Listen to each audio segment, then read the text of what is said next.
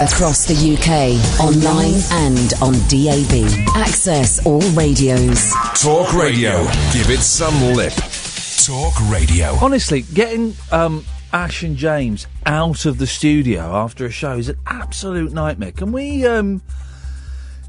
set up a meeting with Denny for later in the week as soon as possible, really? Because it's so unprofessional. I mean, that's how I would describe those two. Unprofessional. Anyway, this is Talk Radio. Late night, Iain Lee on Talk Radio. We have ways of making you talk.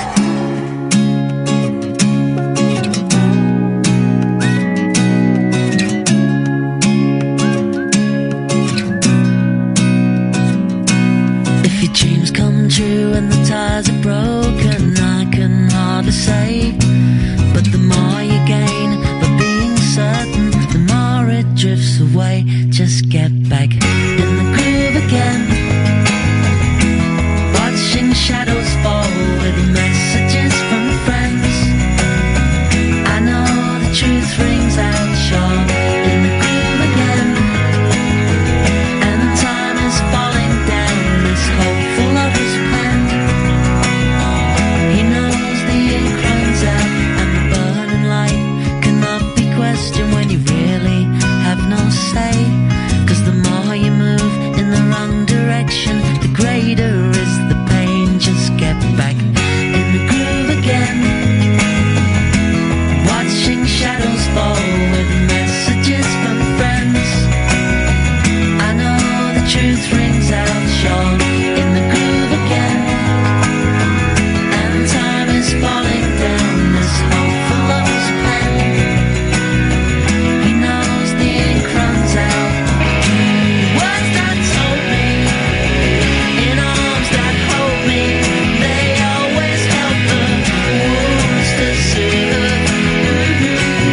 But the thought of simply opening fills me with foreboding, 'cause there's always things I fear I'd lose. But if the sun dies down on a ripped up curtain, you really have no say. And if by chance you get to hurt it, you take away the pain if you get back in the groove again.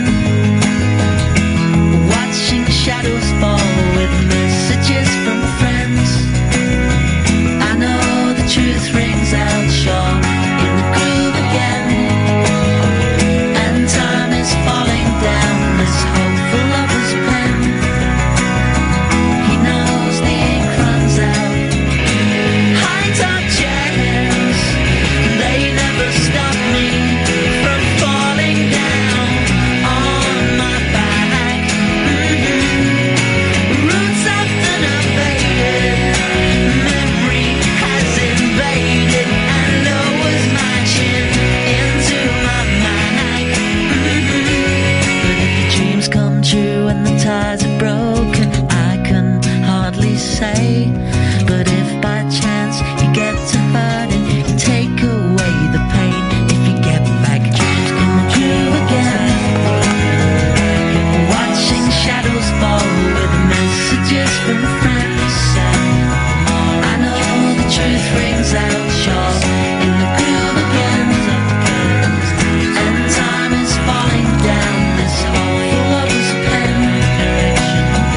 He knows the ink runs out. If your dreams come true and the ties are broken, I can hardly say.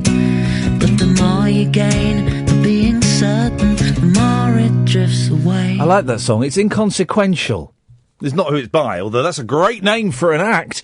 Inconsequential. But that, I like that. I remember hearing that, years and years ago, 20 years ago, on my Sony Walkman radio as I was walking, I think it was either on Capital or Radio 1, when they used to play like quite good music. Anyway, that's by the by. Evening, dear listeners. Thank you very much indeed. We're gonna, I don't really know how to do the show this evening, so it might stumble a bit.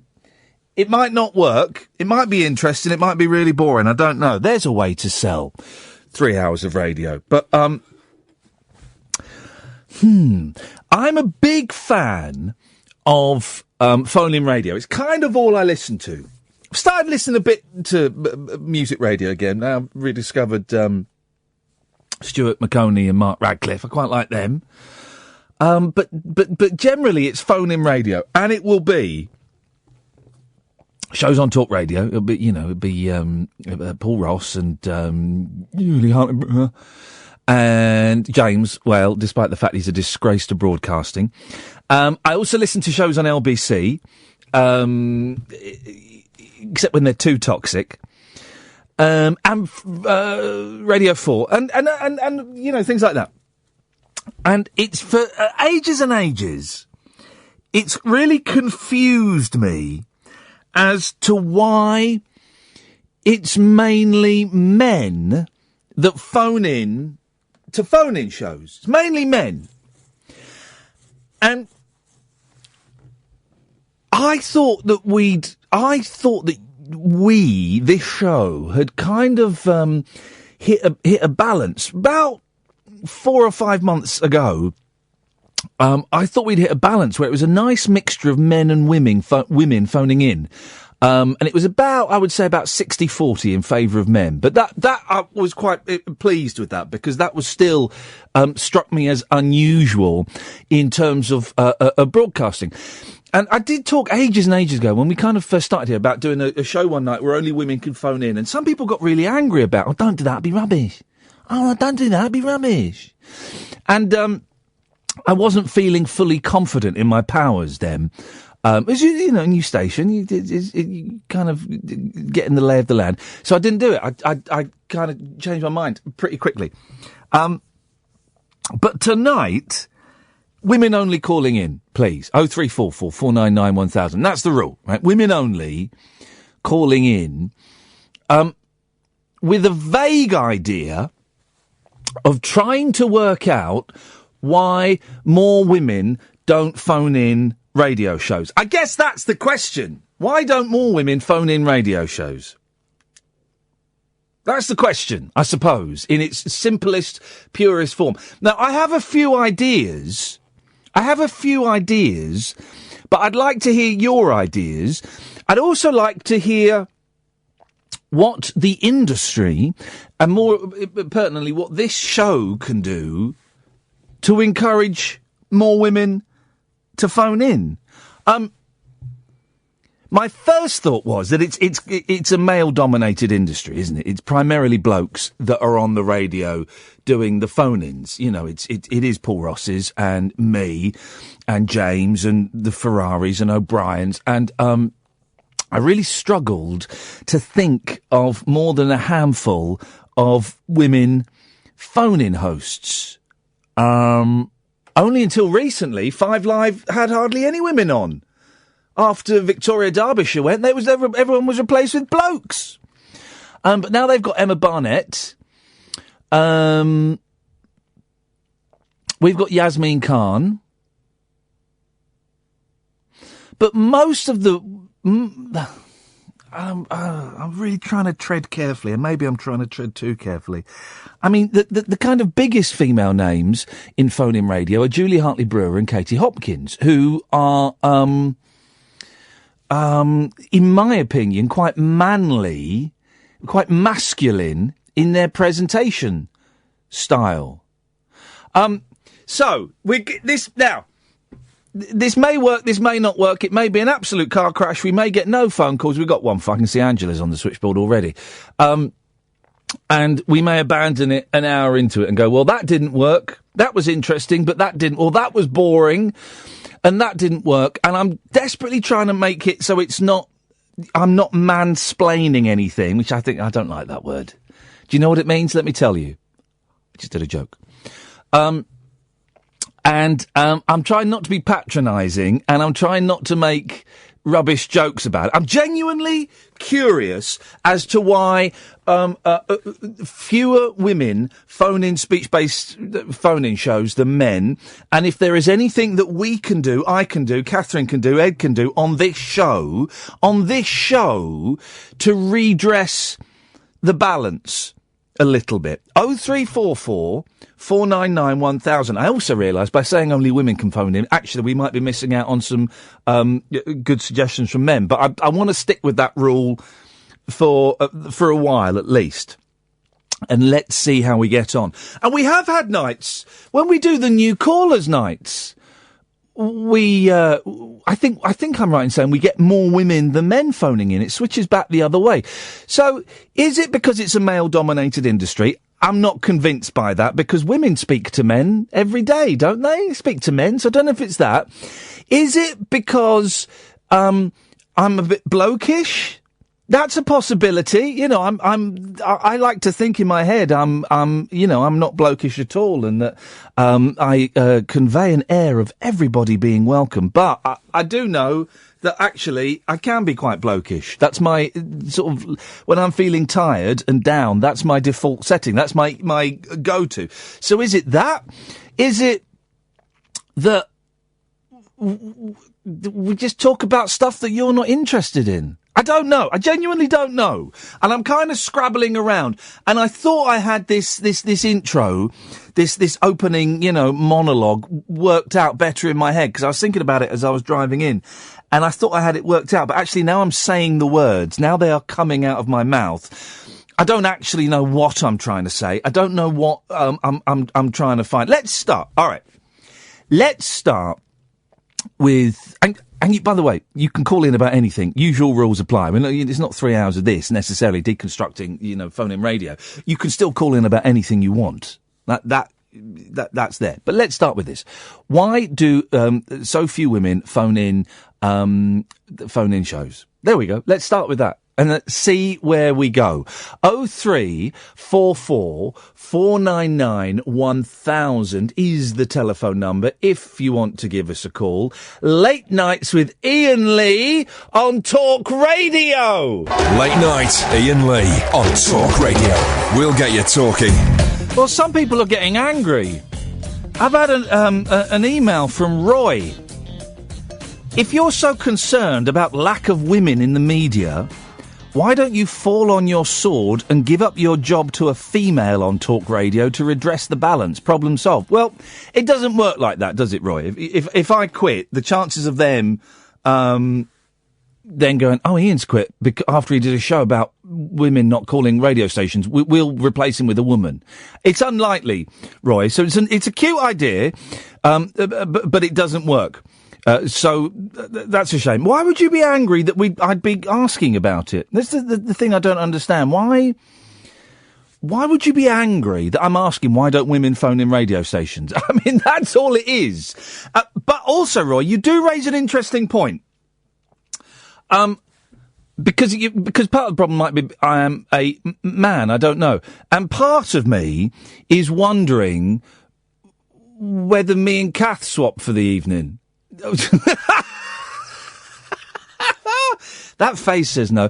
I don't know if Catherine, come and join me. I don't know if we were to swap roles for Ed, stop stuffing your face and answer the phones. I don't know if we. It's not really the point, is it? No, it's not really the point. But it did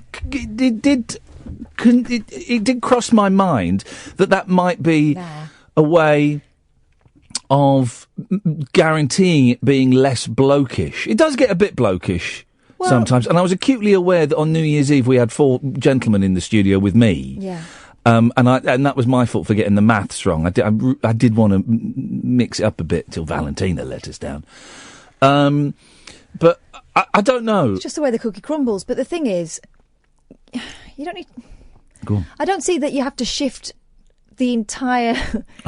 The entire voice of the programme to get women to phone in. I think that very few people in general phone in. Yeah. It's just something about some blokes that means that they're more likely to ring. Well, we have people on the switchboard. Let's go to Angela. Evening, Angela. Evening, Ian. Happy New Year. Well, now, are we doing that? To me, the Christmas tree's gone now. Yeah, mine is. Yeah. It feels like it's done now. Doesn't it? Does it not feel it's done for you, Angela? No, it's boring now. It's still technically Christmas. Well, Yeah. Yeah, until Saturday or Sunday, I think. I think as of tomorrow, when most people's kids go back to school, right, that's when limbo's over. I'm going to a pantomime on Friday matinee. Mm-hmm. Get this, Angela. I've taken the boy. I didn't realise that I had the boys Thursday and Friday, and they're not at school. They don't go back to school till next week. I'm going to be knackered, so I was looking for something to do where you could sit in the dark and have a sleep. Yes, right. for 2 hours, and the Mr. Tumble's on at the Reading Hexagon. Oh, so you signed fun. Yeah, so I booked tickets for the boys to go and see that because I like a bit of Panta. But here's the thing, Angela. Mm-hmm. It's a big venue. They've only sold about 43 tickets for this show. It's literally half of the front stalls, right? And I've been to a late panto before. There weren't many people there, and I felt acutely responsible for everybody's fun and enjoyment. So I'm there giving it all the yes, oh no, all of that, and I'm going to have the same discomfort on Friday. Why would you feel that way? Because I would do that. Because I'm nuts, Angela. That's why. Because I'm nuts, and I would feel that because my brain is not wired properly. So I will feel that is everyone having a good time? Yeah, come on, guys. Yeah. I'm not, but everyone else is. Oh, it's so tense. Last time I hated it. I felt embarrassed for the performers and. Don't. All right. That's where they make their money from. That's that sorted then. Like a bit. Do you know who Mr. Tumble is, Angela? I've got an idea. I can't remember this coming on. No, exactly. And neither can he, bless him. Anyway, Angela, you've called him. What have you called him for? I got a bit of a problem. What it is, I've got shingles on my hip, around my hip, and I've got a few mental health problems. Yes. And before Christmas, I spoke to that guy, that Smarters guy. Oh, yeah, the gentleman, the Scottish gentleman, his name escapes me now. Yes. Yeah. Yes. Yeah. Well, the next day I found some courses at the library. Oh, yeah. So I was enjoying it, and I was doing an adult colouring mental health issues. Yes. They're bringing it in now. Okay, hang on, adult colouring? Yeah. So you do colouring in? Yeah. This is all the thing this year. One of the big Christmas presents were colouring in books for adults. Do you go over the lines? No. Good. I did very well. Good for you. Well, and what kind of stuff are you colouring in? Well, I did some Christmas balls things last year. Yeah. Yeah. Sorry, I didn't mean to go. We all chuckle at the word balls. And I've got photocopy some stuff my partner will tomorrow. Yeah. But the issue is I'm going to miss my mates for 4 weeks, and I'm worried about my mental health dropping. Because of because the shingles are going to keep you isolated. Mm-hmm. Did you say you're going to miss your meds or your mates? Mates. My mates. Right. The mates at the colouring in class. Oh, right, got you. All of them, because I do a slow crafting the first day. Yeah. A book of every minute. Shingles isn't contagious, though, is it? Yeah, it can be. Can it? Oh, I thought it. I didn't. Isn't it like grown-up chicken pox? It's a little bit more complicated than that. I had it last year. All around my stomach. Yeah. Oh. And now, because it can't clear up properly being a diabetic. It's all it doesn't. Once it's in your system, it's like herpes. I think it is a form of herpes. Once it's in your system, you can't get rid of it. And if you get poorly, 'cause my mum gets it from time to time. If you get poorly or run down, then that can just flare up. Whoosh, bishy bash boshy. Well, can you talk to your friends on the phone or on Skype? Well, I've got a good nurse next door. She works for the NHS. Yeah. And I've got my friend Bernie. She's okay about coming in. She's going to make sure I'm all right tomorrow. And my partner. Yeah. But I like to get out so he has a break. Yeah. As well. Yeah. Got interest. I'm seriously worried. It's a tough one, Angela. When when you got a funny head, and you know what I mean by that, but routine and being sociable is an important part of feeling halfway decent. And when you're struck down because you're poorly, because you got shingles or you got the flu or you got whatever, and you've got to stay at home, it's hard work, isn't it? Yeah, because I had a bad asthma attack a few weeks ago, and I had a bad cold as well. Oh, mate, you're having a right old run of it. Why are you so unhealthy, Angela? Are you eating enough vitamins? Oh, yeah, I got them. Well, I've but got are you eating tablets for them. Are you eating fruit and vegetables? Because I don't buy these well, I do buy them, but I don't believe that these vitamin. I've seen them come out whole before with the kids. Sorry, what they take? Why are you studying? Well, you Dr. Well, Gillian you McKee? notice. Oh, if I've I don't notice. I have to double check with one of them. I don't look at Very slapdash. Well, yeah. Literally. Well, Angela, go on. I do eat a lot of fruit and vegetables. Good. Well, listen, I don't really know what to say. Obviously, there are the Samaritans if you feel, desperate. You can listen, I find that when I go days without seeing people, which I do from time to time, I get, and this will sound really wet, but I don't mean it to because it's sincere, I get great comfort from listening to the radio. I do. I don't like telly much, but I don't like telly. Telly's so... Boy, there was supposed to be... I was excited because there was a Peter Cook and Dudley Moore programme on the other day. They'd found loads of lost sketches and they'd rediscovered them for the first time. And then someone emailed me saying it was rubbish. They had about 4 sketches and the rest was padded out with talking heads. Oh, jeez. What's up? So I don't watch TV. Angela, keep listening to the radio. I will. Call into the radio more. There we go. Call into the other shows as well. I do. I'm a bit shy in the day. I spoke to Bob. Bob, is it last Bob Mills? week? Oh, yeah, lovely Bob Mills. How was he? Was he good? Yeah, he was good. And I'd like to see one day with the radio with all your pictures. Well, they did that. That would be great. I'm Pure released a radio about 6 years ago that was like, it had pictures on it and stuff. And I had one. They sent it to me because but I never used it because I kind of don't like the pictures, and it was like a little webcam screen. I like the pictures to be in the head. Every time I've seen somebody who works on the radio, they've disappointed me because it's not the image that I have in my head. Yeah. Keep it in the head, Angela. Keep it in your head. That's much better. Hey, listen, I hope things that work out for you, and I hope you get a bit better soon. I just hope there was more women on the radio.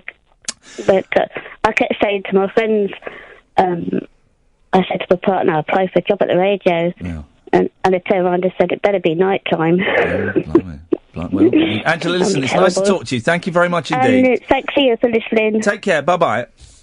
You were, what was it, one of the bosses? I always get the boss wrong. One of the bosses... Yeah, it was a male boss. What did they say about women presenters? He was trying to be helpful. Yeah. Because I was getting a bit of flack from certain men who were old enough to be my dad. Yeah. I always think that's odd when someone will ring up to tell someone that... Well, not even ring up, send letters in. That was when it was proper bonkers. Yeah. Because to send a letter in, you've got to think about it. Involved. Yeah. It's not like sending a drunken text, which you get these days. You send it. I was saying the other day to JP on the Christmas show, on the New Year's Eve show. Anyone can watch a TV programme and think that bloke's a tosser. Mm-hmm. Get me. What's his Twitter handle? Right, you're a tosser, and it's done literally within 30 seconds of having the thought. You've sent a message direct to that person's telephone. Yeah. So, but 10 years ago, it was that people had to find paper and pen and we've got to find the address. And most people would give up at the stage of trying to find the address. There was this one guy, I still remember his name, and he's still blocked from all my social media because he's there, in back of my He's not the one that turned up, is he? No. Okay. He liked me a bit too much. This other fella hated my guts, hated me because I'd replaced someone who he liked. I had nothing to do with that appointment. I hadn't gone after somebody else's job. I was just handy and cheap, let's be honest. Yeah. So I was doing this job and trying my best, and this guy was just on at me all the time, and also sending in weird lies about me. And do you think that's... Because I've had that, I've replaced someone, and so if you do a cover shift for someone for 2 weeks, just the amount of abuse you get. You're not the usual presenter. I actually think he was being stoked up by the person I replaced as well. Oh, really? Yeah. But do you think that you got it worse because you're a woman? Yeah, a young woman. Right. And, university educated, wasn't from round here, from what they knew. Actually, I'd grown up there. So it used to send all sorts of things in, saying that he'd seen me out and about doing, unspeakable things in public. Well, he hadn't seen me. May or may not. Saying he knew I'd had an abortion. I hadn't. Really? Yeah. Really, far-fetched stuff, really specific stuff. It's true. Anyway, so I went in to speak to my boss. I must have been about 25 or something. It's a quite inexperienced. Long ages ago. time ago. Ages ago. Many years ago. Time ago. And to reassure me, he said, the thing is, Catherine, people don't really like hearing women on the radio. It's unusual. He said, actually, other women don't like hearing women on the radio. I always find that staggering. I have a friend called Jeff. I also think it's bold. Yeah, I do as well. I want to hear people that are good. Mm-hmm. You don't care what gender they are, what colour they are. I just want to hear people that are good. I did hear the Games Master, what was his name, Patrick Moore, once saying that he doesn't like women on the radio because he finds it hard to hear their voices when he's in the car. But that's dependent on the voice. Well, There's some men with that's very quite good. high-pitched voices. Jeff, my mate Jeff, who you've met, he's a lecturer at a college in Kent, I think it is. And I went and gave a talk there about maybe a couple of years ago.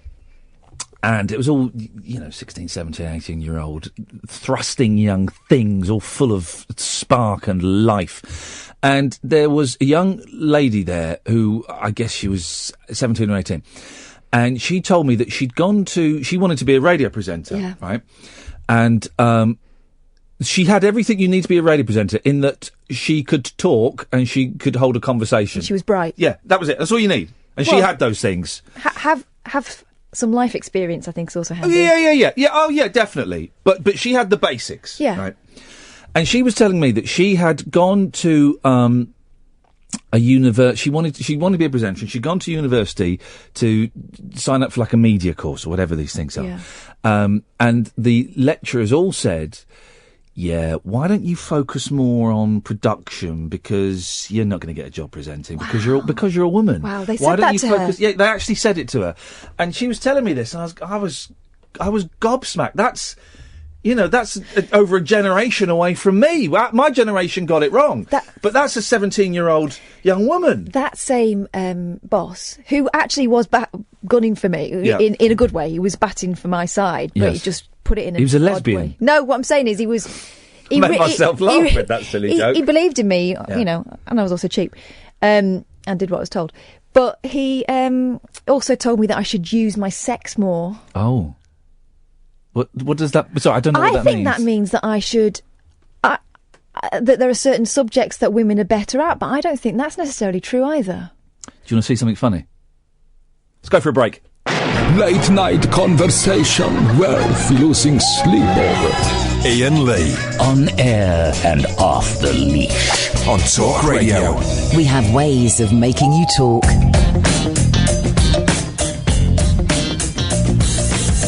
0344 499 1000. Sorry, that was a private joke. Ed was eating his supper, and that's why I threw to the break very quickly. Yeah, it sounded really rude the way you left it. Yes, I know, and I realise that's why I've. But so we left with a boss telling you to use your sex more. Yeah. What does that does that mean? Be flirtatious, make innuendo. Hello, good evening. I guess I don't know what you. Let me use my sex. Oh no, not again. So I'm so sorry about that. I was having a fit. Good evening. Good evening. I think he might have meant that I had to chat the old men up. Good evening. Hi. But you do that, then you alienate the women, don't you? I don't know. I don't understand it. And maybe some people are getting quite angry with us. Good. Keith has emailed in. I prefer men callers, Iain. I listen tomorrow. Okay, fine. Don't bother. Some people are saying don't overanalyse it. But maybe we are overanalyzing it. But I think it warrants a conversation. Yeah. I think it warrants a conversation, and it's not as well thought out as some of the ideas that I come into the studio with. But there is something bubbling around in the back of my head, and I would like to try and get to the bottom of it if at all possible. 0344 Also, guys, I know I've got ovaries and that, but I'm the producer, so I'll decide what we talk about. Will Guyot, who has, I believe, has murdered Fevsy, the gadget detective, wants us to swap for a bit. And we might get swap for half an hour or whatever. But I'm also aware that by me saying, well, hey, Kath, why don't you do my job and I do yours? That two things. A, we've not talked about it, so No. it's unfair to you. I've qualified you in media law and stuff. Well, and this is the other thing. It's slightly demeaning towards your role for me to go, I'll go and do. I'll do your job for half an hour. People just think I answer the phone, don't they? Yeah, no, exactly. So that's why I'm not, and I don't want it I don't want it to sound like we've got a wacky feature where I'm going to go and answer the phones for 30 minutes, and let's see how the little lady gets on. Oh, God, I used to self-produce a drive time show every single day for I can do it, but I can't do it like you. And that's the point, that everyone does it differently. Yeah. And they've employed you to do this job, not me. And also, and for me to kind of walk out for half an hour is terribly, when we've not talked about it. Also, I'm not getting paid as much as you, so why would I? Well, that's true. Jen, good evening, Jen. Hello. Hello, Jen. How you doing? You all right? I'm good, thanks. How are you? Yeah, I'm all right. Thank you very much indeed. It's kind of the irony I'm aware after you just saying about the hello, doing that voice, and then I come on with this voice. Well, it's not deliberate. Is that not your real voice? It is my real voice, but husky. I do. I mean, I came on before when it was the New Callers show, and it was me and Barry from Watford. Oh, I'm so sorry about that. And the first thing he was doing was talking about my voice, so I have the opposite end when I'm talking and I do a student radio show and things, and you have the opposite thing of not being taken seriously because of sounding like this. People think you're putting it on. Oh, that's interesting. So what people think you're using your sex to coin the phrase that Kath was told. Oh, really? Exactly. Yeah, they think you're going overboard. Remember when Mariella Frostrop kind of first started? Yeah. She started on TV, didn't she? Didn't she do a late night show on Channel 4 or something? But that spawned a whole load of sound-alikes. And in fact, now, if you listen, there's a lot of continuity of announcers that have got that voice. But also there was listen to her sexy voice. Well, that's her voice. Voice. Yeah, that's her voice. It's very distinct. It's unique. But because it's a little bit husky, I imagine she's a smoker. I don't know. There's a little catch in it. They go, whoa, that voice. I know, and I really wanted a voice like that as well. But also, you can't make yourself have it. And also, she's incredibly intelligent and talented. But the reaction is, that voice. Yeah, but men get that. Men get that. Who? Name one man that's got a sexy voice. Oh, Isaac Hayes. Tom Hiddleston gets idolised for his voice. People say, I'd listen to him read the phone book, things like that. I've never heard him speak. I've never heard him speak. He's very eloquent. He's very received pronunciation, but he's got that very controlled delivery. We're getting somewhere. I think. This is going to be like my boys over Christmas. They got this dinosaur box set, so it's like books and stuff, and you get a big lump of rock, and you got to chip away, and you get little bits of dinosaur out, and we're very slowly chipping away at this big lump of rock. I can't think of one man that presents a phone-in show that I can't think of one man on the radio that's got the gig because he's got a sexy voice. Yeah, I could probably think of Mariella Frostrop. The lady who does Desert Island Discs now, my mind has gone completely blank, and I can't. The Scottish Kirsty Young. Kirsty Young has got. But she was also incredibly attractive, and they were TV women, weren't they? Yeah. Selena Scott. I think as well as the voices, in terms of why people don't phone in, it's potentially confidence in the sense of in day-to-day life when I had an office job. You'd try and give an opinion, or you'd try and talk, and you'd get talked over or shouted down. Yeah. And there's that old chestnut, I'm a confident woman, if I give my opinion, you get called bossy or get called arrogant. I've lost count of the amount of times I've been called that. And now women are always bitch. Or they're strident. Yeah. Why can't they just be, why can't they just be sure of what they're saying? Yeah, you're just giving an opinion. You're just giving what you think. But so why don't you and you've called up tonight, which is brilliant, and you called up on the New Caller. Why did you feel you could call up on the New Callers show as opposed to a normal, in inverted commas, show? I think it just gave you the push to. It gave you a reason to, because it was something different. It was something fun. Because normally I listen to the radio a lot. I have it on in the background, or I like listening to what other people say, and I listen to it for entertainment. And it gave me the push to do it. And ironically, me phoning up, someone was listening and heard me on there, and I then ended up getting a presenting job out of it. Boom! Yeah. That's amazing. Congratulations. That's brilliant. Yeah, because they heard me on, it was Watco heard me on your show, and then I ended up getting a show in Mansfield from hearing me on your show. Really? That's awesome. Genuinely. Good. He's one of the good guys, Watco. He's lovely, he cares a lot about good radio. So, that's brilliant news. There we go. Look, fantastic. It's worth it. More people should phone up. It's worth it. Well, you've got a job out of it. Well, there we go. What are you going to get tonight? You're going to win £1 million. Hey, I heard you on the Iain Lee show. I want to give you £1 million. But you wouldn't I mean, what other radio shows do you listen to, Jen? Six Music, right. Talk Radio, Radio 1, local stations, right. listen to LBC sometimes there's something controversial going on.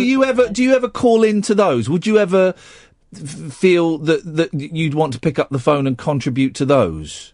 It depends on if it's something that I'm confident in, because particularly things like music is my knowledge, my specialist subject. And also, sometimes it depends on the host as well. That was something you touched on earlier. If it's a particularly argumentative or possibly intimidating host, you do think twice about calling up, because not only do you then have to deal with them being argued with or shouted at, you then also have the social media response, like Kath mentioned.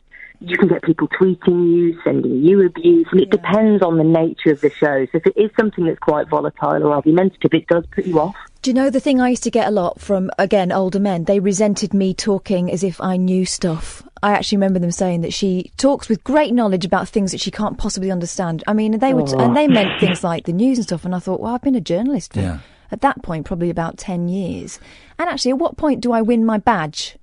And am I allowed to, Meanwhile, actually, I was working with men who were younger than me, and they pretended to be older. And they're still pretending to be older. I know. Well, there's a gentleman we work with who was significantly younger than people imagined that he was, and you weren't even allowed to hint at his age. No reference whatsoever, because they felt it undermined them. And I wonder whether that's the thing that women don't, or maybe I always wanted to be authentic. Like, when I was at journalism college, we had voice coaching lessons, but I didn't want to change my voice too much because I didn't want to do a voice. I wanted it to be about what was coming out of my brain. Yes. Whether or not that was nonsense at whatever point. But you know what I mean? I didn't want to be putting it through a filter, because I think people can sense that, and that puts people off. Because that's the opposite. The similar thing I had was having the low voice. We've had voice training, and they're saying use your head voice more, be higher and more energy. And the way you look at when you're talking. Show, doing a breakfast show, it's all perky, and that's not me. No. It's quite hard to keep up if it's not your natural register, and it's a lot higher. But it's about appearing more approachable and more friendly, and because there's nothing worse than a miserable woman. Or just sounding too sultry, like too late night sort of thing, rather than perky breakfast and giggling and being perky the breakfast. sidekick. A great name for a band again, guys. Jen, listen, thank you very much. I can't believe you got a job out of phoning in. That's incredible, isn't it? Gosh, I wish I could get one. Well, 0344 499 1000. Penny, Julie, and Dana, we'll come to you in a bit. You've got this. Do you want me to do one? Do you want to do one? I don't mind. Let me do one for a bit. All right. But I'm just trying to say that it doesn't have to be heavy all night. No. But this is interesting. I think it's interesting. And I also, I've got a few theories. I remember when I was at school, we had one... Your timekeeping is I know. awful. I'll tell you in a bit. Go on then. Thank you. I'll stay for a bit longer. Across the UK, online and on DAB. Late night, Iain Lee on Talk Radio. We have ways of making you talk. I should say, by the way, me and Kath are doing some live shows. Yeah. Including one on February the 9th. These are all in London, because we tried to look at doing them outside of London, Birmingham specifically. And I was talking to someone who was very helpful, then they vanished. And then I was talking to another venue that were just really vague, and I would send them a message and they wouldn't reply. And so they're all in London until we can find a venue outside of London. But if you're listening now and you know of somewhere, give us a shout. Don't be shy, because we would really like to take the show out of London. Iain at iainlee.com if you want to know. So we got a show on Sunday the 19th of February. Then we got the last performance ring on the 26th of February, but that's sold out. It's the last one for a while. Yeah. Probably until the summer. And then we've got another one of these shows on the 26th of March. So, it's only a few quid and you get to see me and Kath live in concert. Live. In concert. A little bit blue, something for the dance. Well, I did sing a cappella last time, didn't I? Basically, we're going to sit on a stage with 3 microphones and Skype, and we're going to see what happens. Yeah. That's what we're going to happen. Podcast. Yeah, so you're more than welcome. If you want tickets, tickets are available. Ticketsource.co.uk/Iain-Lee. Ticketsource.co.uk/IAIN-LEE. 19th of February, 26th of March. Abbott, you're going to be at the start of something great. Right. The start of something great. 0344 499 1000. It's women only. Keith's back. I'll be back. Good show sometimes. Thanks, Keith. Sometimes. Women only. And I don't want this to be heavy all night, although it might be. I don't want to dictate it too much. But I'm really curious as to why more women don't phone radio shows. That's kind of the main thing. Primarily this show, I guess, because I really did think about 3 months into this gig, we had a really sweet balance of about 60% blokes, 40% women. And some nights it would swap and it would be the other way around. And it's dawned on me the last couple of months of last year, sometimes we wouldn't have women calling at all, and at most we'd get one or two women calling throughout a show. We were trying to work out whether more women rang when I wasn't talking to you. Yep. Whether more, or how it worked. But I don't think it's that. I don't think it is. I just think that for whatever the reason may be, women have. We've got 3 lined up ready to go, but have dropped away from phoning in this show and phoning radio in general. And so there are two issues, I guess. Why do fewer women phone speech radio in general, and why do have they stopped phoning this show? And what is there anything we can do about it? Or is it just a question of, or does it just flag up the fact that women still aren't as confident as men? Yeah. Or don't feel, and this is going to sound, and I don't mean this is an insult to the men who phone in or the people that phone in, don't feel as entitled to come on and voice their opinion as other people. But again, it's a specific type of man because that phones in, because there are lots of men who are not confident. Yeah. As part of their daily life. So it's a specific type of person that calls in. Nut jobs. They're all nutters. They're not, though. They're not. And I was going to say to you, and I am going to leave you to it because I think you got this, love. I do wonder, and it may have changed since I was at school, but I remember one of my teachers in particular making a big thing about the fact that when you've got a mixed class, 50-50, the girls will sit back because they don't want to. The boys don't mind making wallies of themselves. Women do. Yeah. Whether it's because of them trying not to look idiots in front of other people, whether it's them trying not to draw attention to themselves in front of other women. I don't know what it is, but there's something in that. I don't know what it is. It's very clumsy of me, I know, but I'm throwing it in there. Well, this whole 50 minutes has been clumsy, because neither of us really know what we're trying to get at. We know there's something there, but I can't see it. I can't quite get, normally when I come in and do a show and I talk at the top 15 minutes, I've got a vague idea of where I want to start and where I want to get to. And I haven't got either of those things today. There'll be a teacher listening to this who knows what we're trying to get round to. It may start as early as that, I don't know. Julie! Hello. Hello, Julie! Hello. Well, just to address the point that Kath said about women not wanting to make idiots of themselves. Yes. I was made the butt of a joke on the Christmas party eve. What joke are you talking? I don't think we did any jokes on the Christmas Eve show. We didn't do any jokes. Very straight. I'm not going to repeat it. Where I was beautifully cut off, just as I was launching into a song. But I didn't mind that. How long did you carry on singing for? A little while. it was funny, and I didn't think, he's done that because I'm a woman. How dare he? No. It was very funny. And I just think, I don't find you too blokish.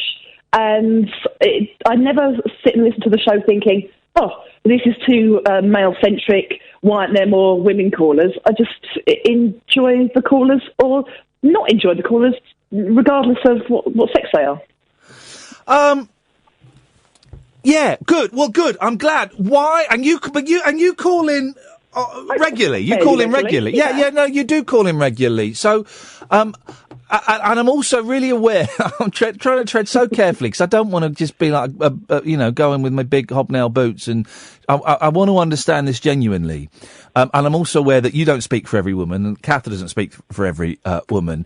Mm-hmm. Is there an answer to why more women don't phone? Because if you listen, I listen to James O'Brien and Nick Ferrari and Paul Ross and James Whale and other presenters, and it's all blokes phoning. Unless James O'Brien is doing, every now and then he'll do something about giving birth or something something that is specifically only a woman could answer with experience, and then he'll get loads of women calling in. But generally, it's bloke after bloke after bloke. I think that the confidence bit maybe does come into it slightly, I would say. But I mean, like I said, I can't talk for anybody else, only myself, in that it doesn't, I don't find, there's no topic of conversation where I would think, oh, I haven't got anything to say about that. But it would just be if something piques my interest.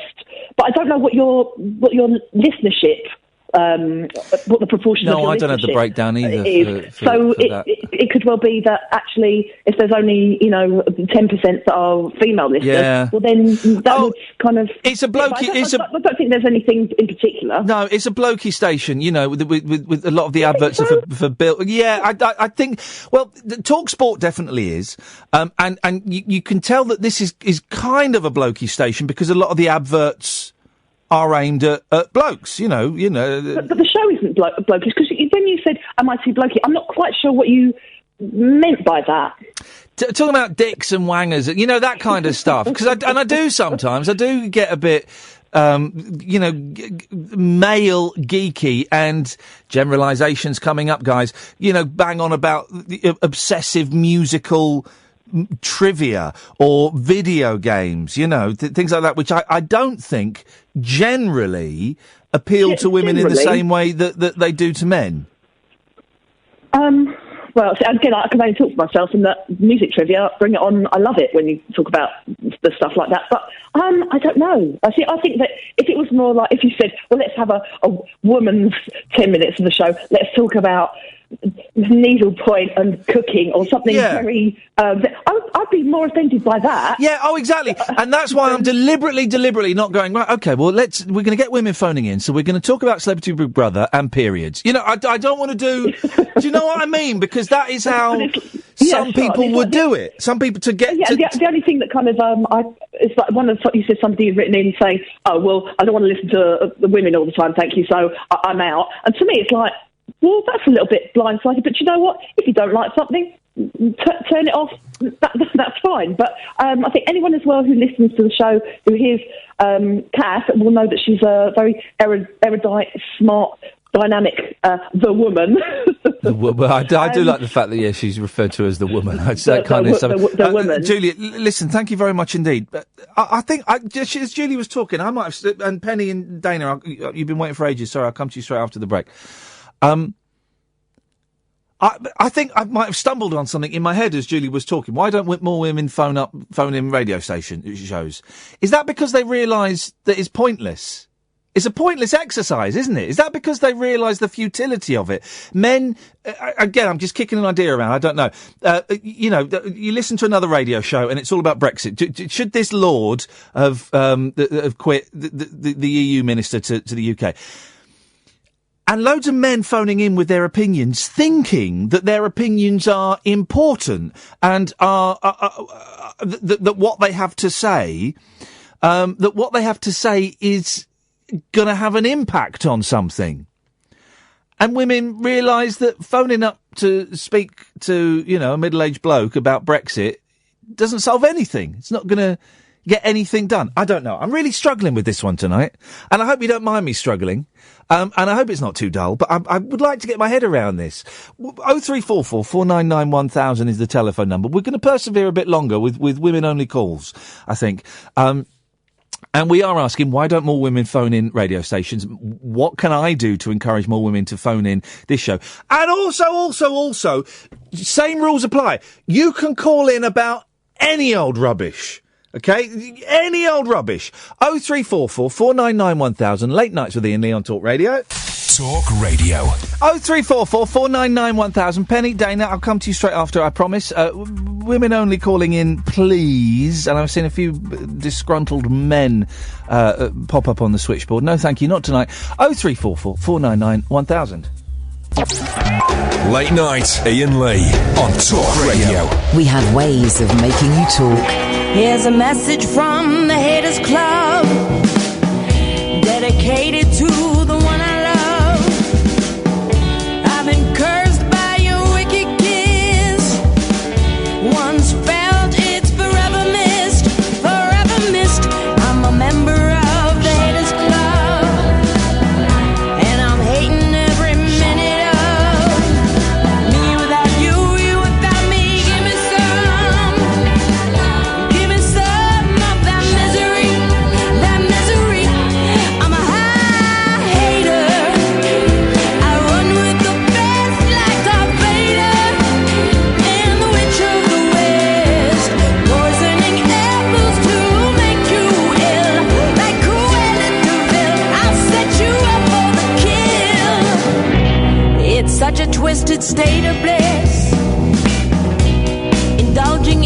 such hatefulness. I just need a prequel to redeem my evil. 'Cause I wasn't always like this, like this. Seeing couples hand in hand makes it hard for me to understand. Me without you, you without me. Give me some of that misery, that misery. I'm a high hater.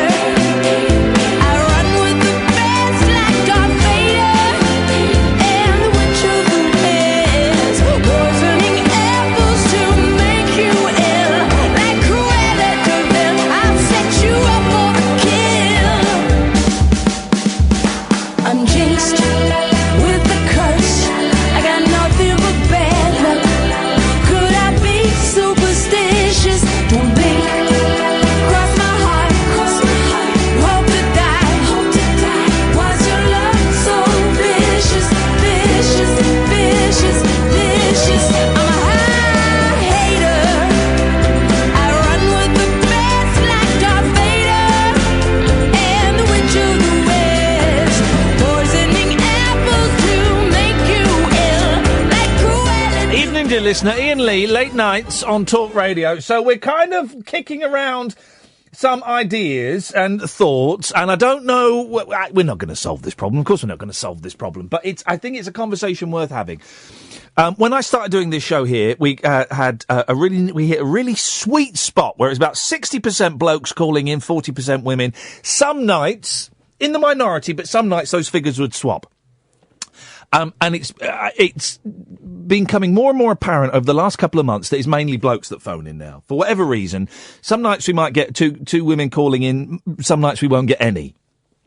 And it's been just puzzling me a little bit as to why that is. Is it something I've done? Is it the culture? Is it the station? Is it phone-in radio as a whole? And as a fan of phone-in radio, it does occur to me that not many women seem to phone in. Maybe I'm listening to the wrong shows. But not many seem to be phoning into the shows that I'm listening to. So, why don't more women phone in speech radio? First question. Why don't more women phone in this show? And what can I do to address that? And also, you can just phone in and dick around. Or twat around. I don't know what the correct... I don't know. You can phone in and mess around, okay? The same rules apply. And I know we've got a lot of new listeners for the first time because Farage is on the other place. I mean, and this is perhaps not the show that if you've just flicked over for a respite from the hate, this is perhaps not the show that's going to keep you hooked to the station. My bad. But the rules for this show are really, really simple. You can call in about anything you want. Not Brexit, not Trump, unless you have something absolutely unique to say about those things that has not been said anywhere else before. 0344 499 1000 is the telephone number. We call you back. Tonight it's women only. Let's see how we get on. Penny! Good evening, sir. How are you? Hip, hip, hip, Penny. Hip, hip, hip. Hip, hip, hip. It's been a while. Yes. Two things. Wagwan, Penny. Wagwan. Sorry? Wagwan. Wagwan. What are you saying? I'm saying wagwan. I'm saying wagwan. Okay, I've obviously missed a joke. No, there's no joke. It's street patois. It means what's been going on. Wagwan. What's been going on? Quite a lot. Two things before I forget them, because I've drunk a whole glass of wine while I've been on hold. Hey, Penny, this is brilliant. Number one, your son is adorable. Which one? The one you had on last night. Yeah, you're right. The other one's annoying. Is that what you're saying? Is that what you're saying? That my other son is annoying? I've not met your kids. I've not met your kids. My daughter's met your kids, and she said they were lovely. Yeah, I've met your kids. But my eldest son, I nearly said his name there. My eldest son, who will be 7 in 2 weeks' time, less than 2 weeks' time, was on the radio last night, and he was so over that he fell asleep immediately after. The boys listened to it this evening, and the youngest one said he had strict instructions for him. He said next time you talk to him on the radio, say Daddy is bonkers. So they're already kind of planning pranks and all kind of things like that. Good. But he was... I was going to ask if they listened back to it and what they thought of it. They listened back to it and they were in hysterics, apparently. Did he think his voice sounded funny? No, because kids don't have that. Because everything is recorded, everything is filmed, and everything is recorded, and they've seen themselves back, and heard themselves back millions of times. I did make a point about 6 months ago of buying a cassette recorder, just one of those rectangular ones, and some blank tapes, and I've been encouraging them to record tapes, to make tapes, but no, they know what their voice sounds like. I think he thought he was being very naughty and he was being very funny, but he was. He was good. He His was good, wasn't he? He was quite something. His confidence was really, really good. My son for Christmas got a train station where you can record your own station announcements, like the wooden train track thing. Wow, yeah. And the kids have had so much fun over Christmas recording station announcements on that. I think it's the best thing ever. Good for them. That's brilliant. It's very cute. My boy was really making me. He was really making me laugh when he called in, though, because he doesn't talk like that. When he was doing all the sound. Oh yeah, my brother's gone. He doesn't do that. And I'm thinking, why is he doing that? And also, because I don't like saying their names in public, because I think it's private, and also I think it's unfair on them. They've not made the decision to be in this business. Yeah, I do the same. My kids have, I call them Little Miss C and Master C online, because I blog them that, and that's their names. I don't use their real names online. And I think that when they get older and they can make the decision whether they want to, be in the spotlight or whatever, then that's entirely up to them. But I was trying to explain this to them when they were going to call up for New Year's Eve, and they didn't understand it. So we came up with a cunning series of nicknames where the eldest is A, and the youngest, because he's into the Flash at the moment, who's a superhero, is the Flash. So you may have heard reference to the Flash last night, and that was him. So A and the Flash, and he takes great pleasure in winding me up by calling me Iain Lee. That was very, very cute. Very cute. Anyway, go on, number two. So, number two was, you're doing a rabbit hole thing at the end of January as well, aren't you?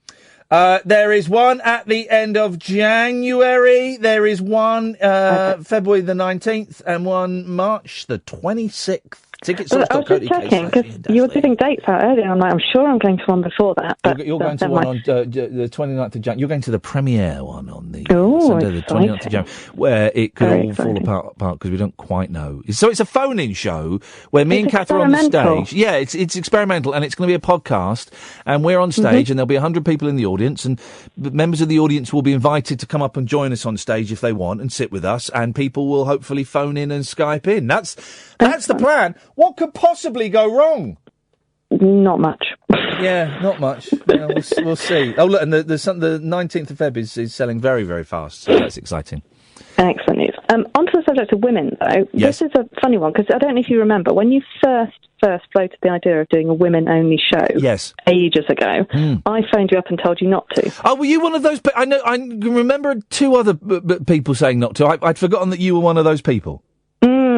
But at the time, you probably don't remember, but at the time, I couldn't quite formulate why I didn't want you to do it. And I still don't think I can quite formulate my argument very well about why I like the idea and why I don't like the idea, if that makes sense. This is the thing with this whole conversation tonight, is it's really vague. And it's not criticism, because it's vague for me and it's vague for Kath, and it's really vague.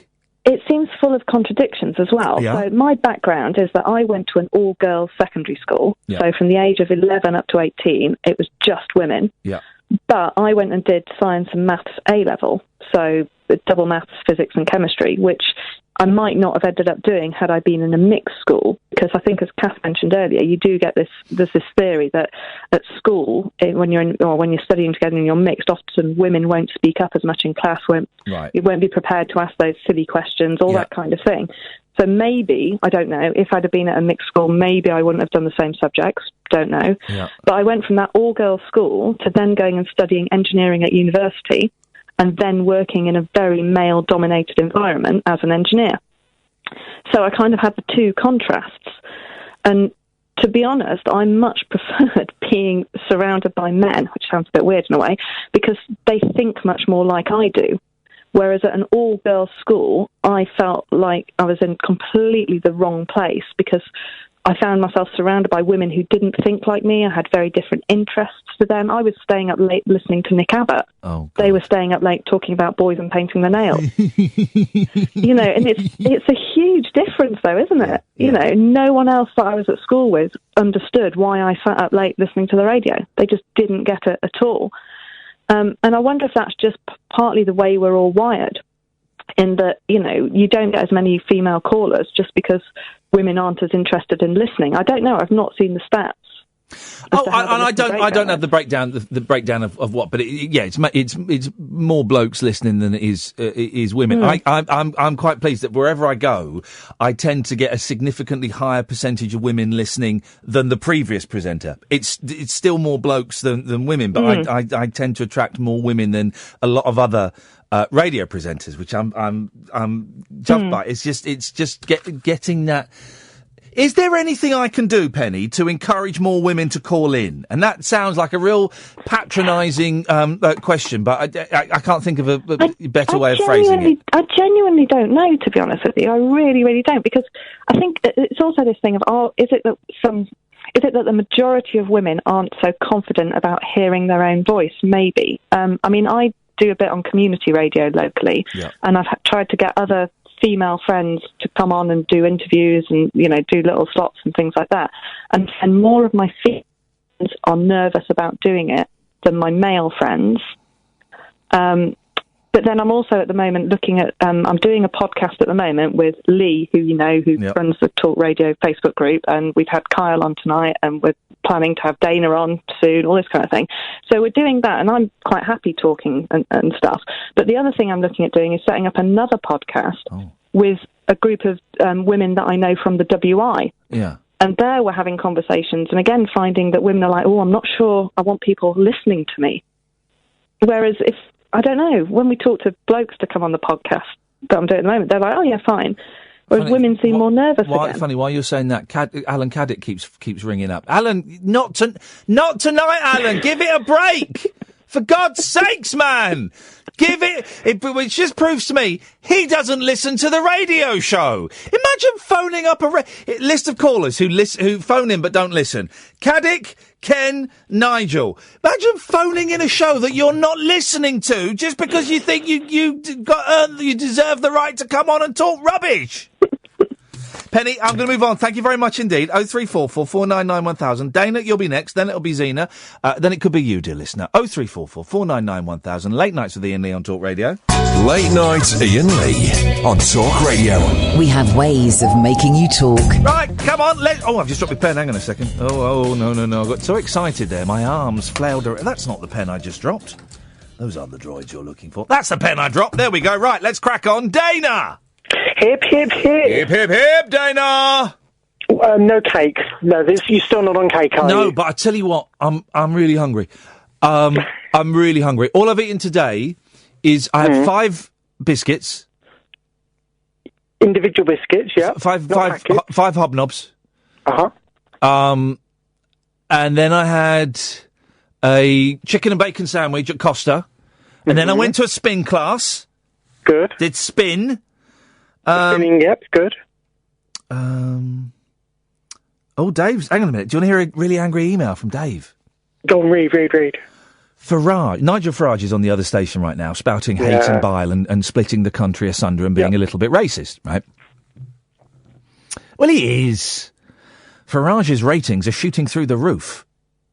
Well, hang a minute. He's only been on for 2 nights, so you don't know that. But anyway, that you could only dream of. And that is why LBC employed him. Your old, tired-out format of middle-class, liberal, lefty diatribe of pointing your finger and accusing people of racism and hate is a complete failure. But then again, you are a failure, Dave. No. I don't point the finger at people and accuse them of racism and hate unless they're hateful racists like Nigel Farage. So I'm happy to do that, Dave, but I don't do it very often. It's just at hateful racists that I do it to. But Dave, you're listening. Hang on a minute, I'm confused. Dave, you're listening to me.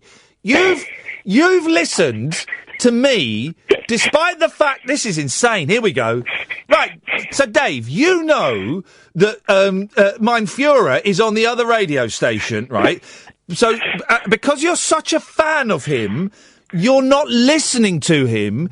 Instead, you're listening to middle-class liberal lefty diatribe of finger-pointing, and then not only are you listening to that, you're then going to talkradio.co.uk, the website, and sending me an email saying that this show is rubbish and there's a better show on the other station that you're not listening to, Dave.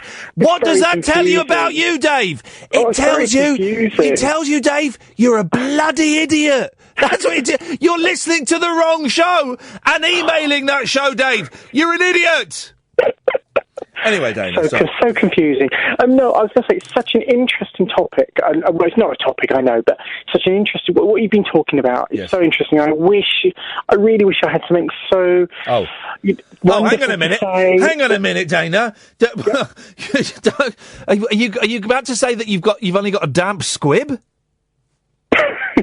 What is a squib? It's damp squib. It's not squid. What is a squib? What is a squib, Dana? It's explosive.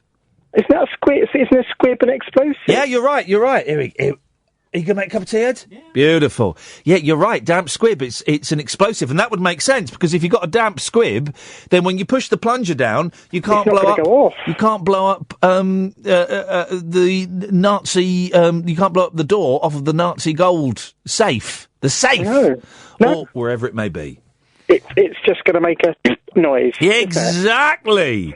Exactly. It's a damp squib. Bibs and bobs. But, as I'm saying, such an interesting topic. I really wish I had something... Another think coming. ...constructive to say, but I haven't. Oh. But it's just... I listen to a lot of speech radio, and a long, long time ago I did sort of hospital radio, and it's the kind of thing I'd like to do again, but I don't know, maybe there aren't enough women in radio. I'm not sure. And yes, I suppose I'm a little complicated, I suppose, being transsexual, maybe, and I do worry about my voice and stuff like that.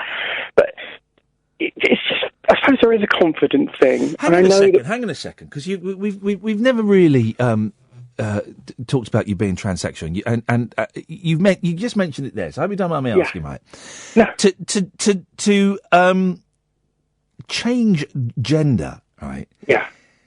That must take an enormous amount of courage. I can't even begin to consider how brave or strong or whatever the right word is to be born one way and then go, this is not right, and then change gender. That must take an incredible amount of, courage is probably the wrong word, but it's what had to happen. Because let's put it this way, and I won't bore you, I won't go on for too long, because I know you've obviously got Caddick ringing in. Caddick's not getting on. We got you and Zena lined up, and then that's it. Then the switchboard is free, so you take as long as you want. The thing is, I knew roughly from the age of 5 that something was wrong. Yeah. I can literally go back to the age of 5 knowing there was something wrong, knowing that I didn't want to be on that side of the classroom. I wanted to be on that side of the classroom. Yeah. But instead, I was stuck in the middle of the classroom with the other geeks.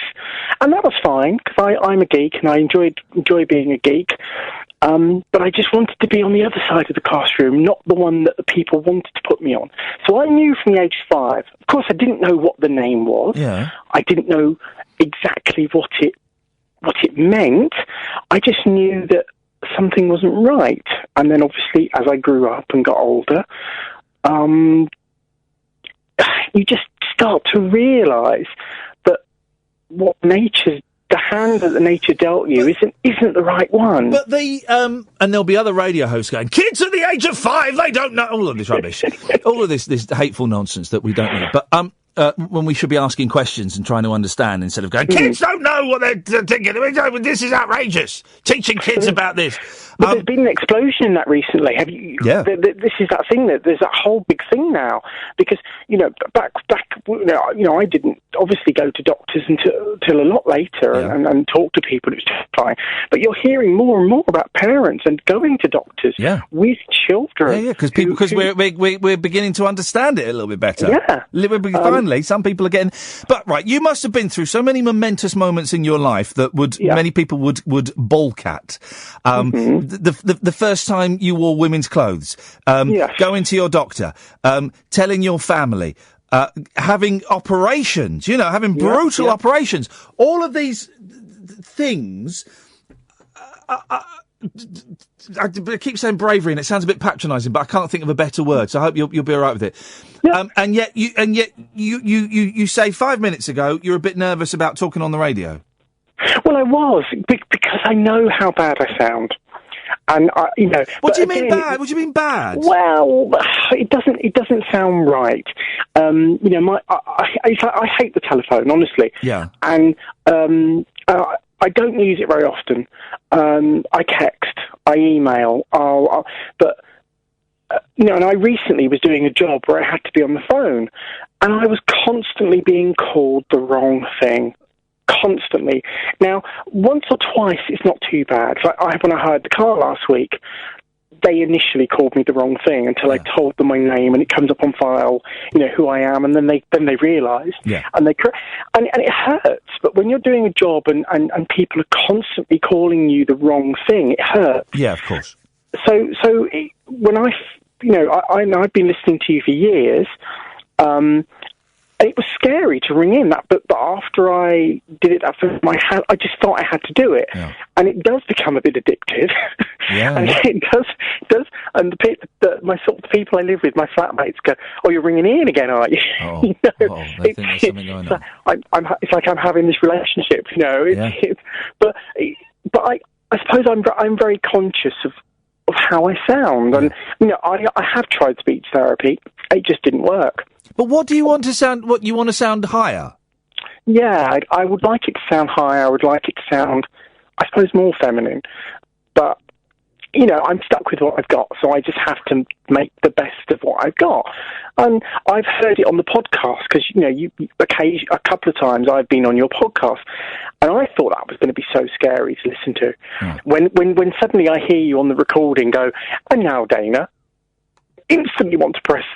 Oh God! Well, no one likes listening back to themselves. Blimey, and it doesn't. And even I actually don't think it sounds too bad. So I've got used to it, but it is terrifying. But the nice thing, listening to the last few people that you've had on, they've talked about their voices, and they said, that I wish it was a bit more this and that. Oh, I think everyone has that though, Dana. And you feel that yours is more acute because of what the fact that you're trans. Yeah, and it's like when I walk in a shop, and sometimes I'll get called the wrong thing, because I'm tall and I'm bored and like I say, it does hurt every time you get misgendered. It hurts. Yeah, I'm not, and I can tell you, or I can honestly tell you, going back 20 or so years, all the major occasions in my life where I have been attacked and insulted by people, I can tell you what they said,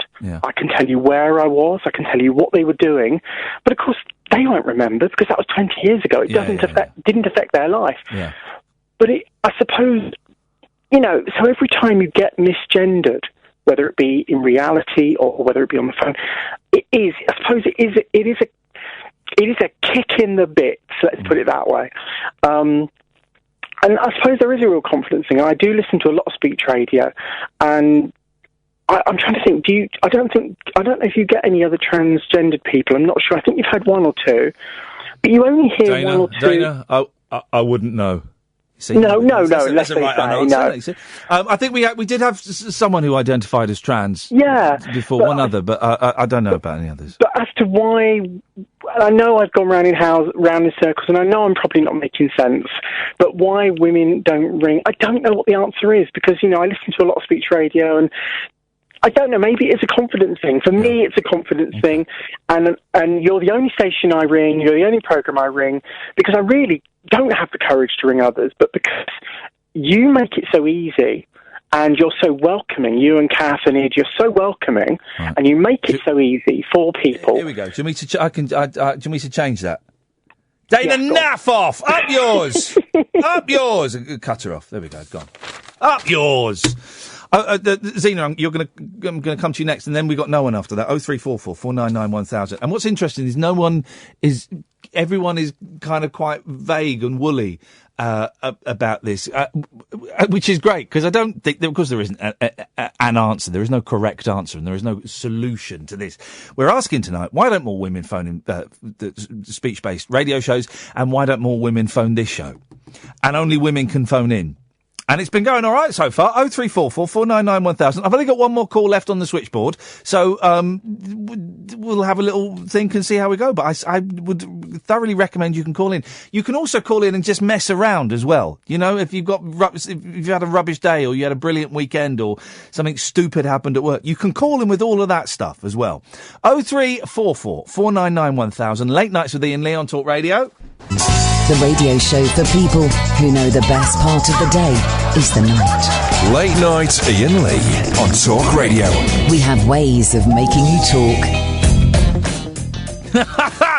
Dave is still listening to a show that he doesn't like when there's a show on another radio station that he claims he likes. Why are you listening, Dave, you muppet? You're the bloody shouty idiot.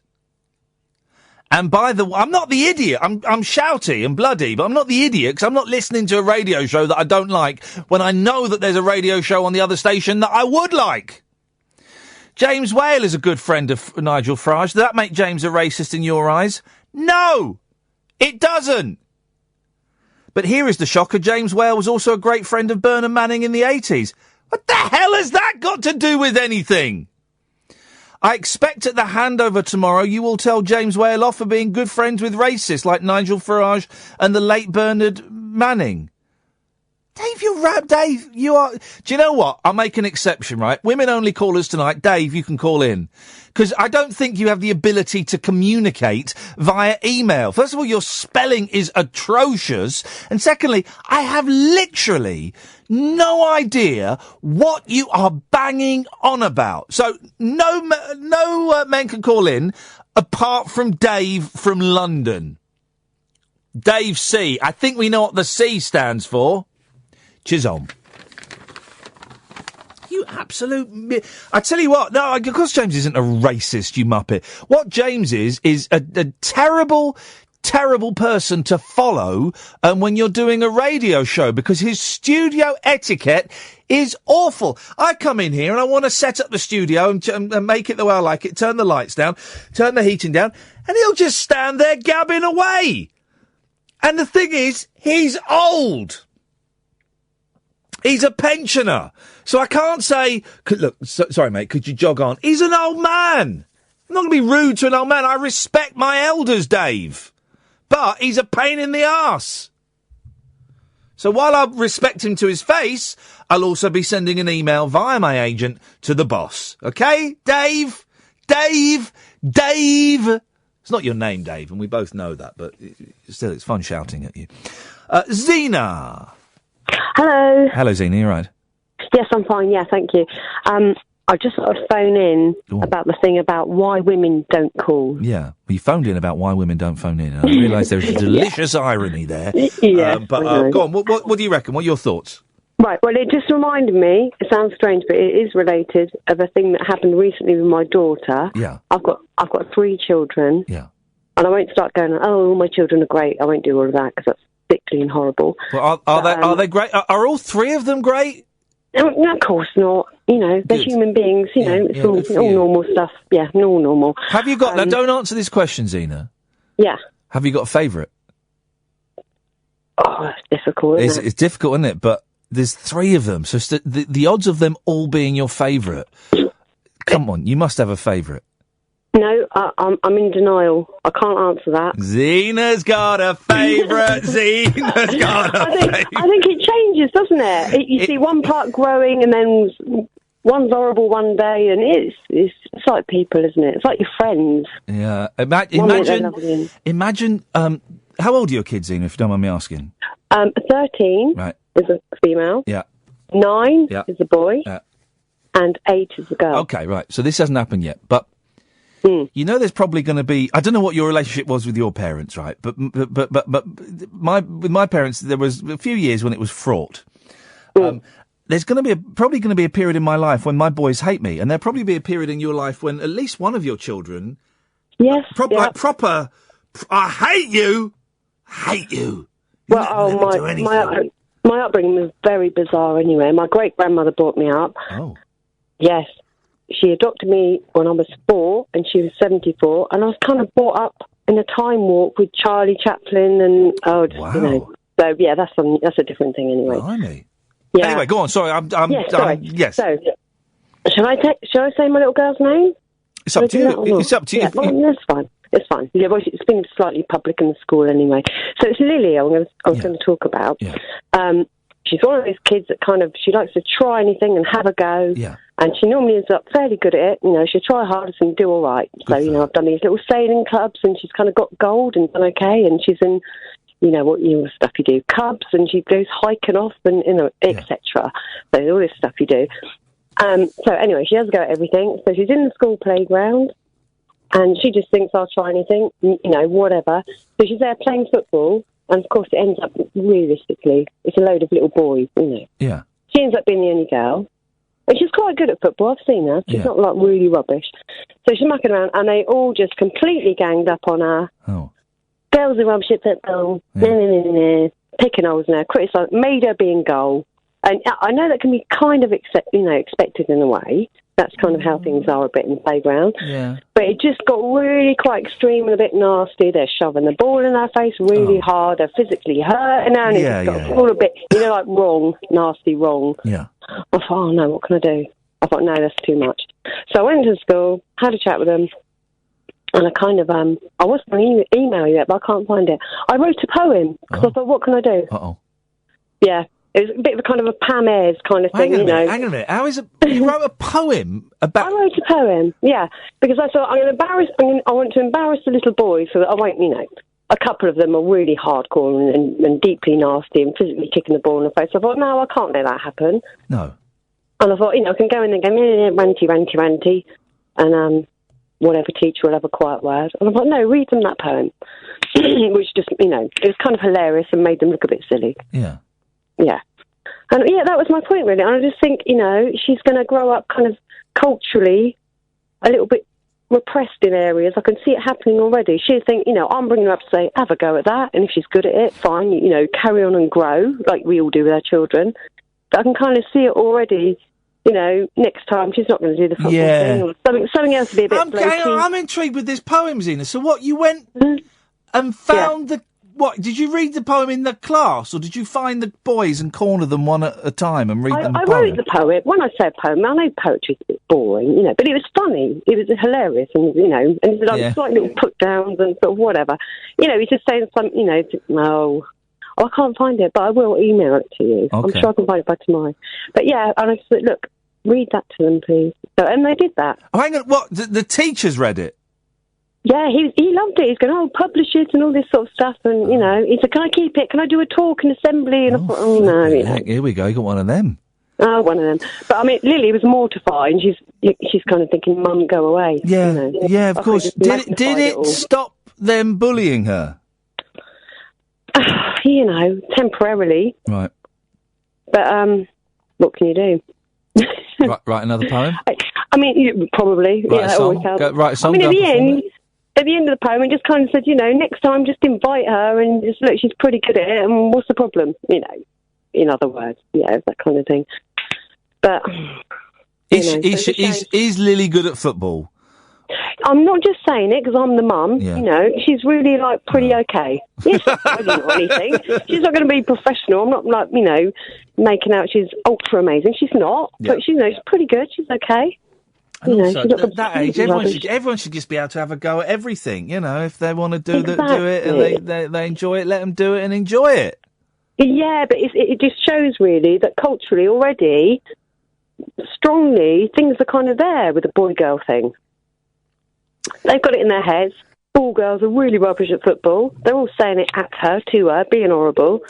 Some of them will be saying it because they fancy her. I know what you mean. Don't you think there's that thing, if you can't kiss them, hit them? So there will be some of them will be doing it because they're horrible, but a significant number of them will be doing it because they fancy her or they're attracted to her, and they don't quite know how to express it, or don't know what they're feeling, or I get that. they don't want to look soft or whatever. I wondered, and this sounds horrible now, but I wondered if, because, you know, she does, like I said, she did this sailing thing, she's got gold, she's brilliant, you know, and it was mostly boys, few girls as well. And I think some of the boys kind of thought, the girls beat me. And I wondered if, because she's okay at football, not too bad, I wonder if they felt a bit intimidated. Oh, the little girlie's kind of all right. Yeah, maybe there was some of that. Yeah, maybe there was some of that. Yeah, I know it's only a little thing, but, you know, in her little life, kind of all these things are impacting already. I think, what can I do? Not a lot, really. No. But it's like I said, I can kind of like see her in the future, where if she might want to really try some sort of quite blokey thing in herself, she might think, nah, because of incidents like this. And maybe that's how it starts. And you're saying that's why you don't phone radio shows, because you're a nan kid? No, I wouldn't say that. No, I'm teasing. I'm trying to draw a conclusion when there isn't really such a linear conclusion. Zena, nice one. Thanks for that. I appreciate your call. All right, thanks a lot, and lots of love to Lily. 0344 499 1000. Dave's he's emailed again. You muppet, insult me as much as you like. I am getting under your skin now. Job done. And he keeps trying to type the abbreviation for by the way, which is BTW, but he keeps doing BTY. I am not coming on your show. That would deprive you of women callers. Phew.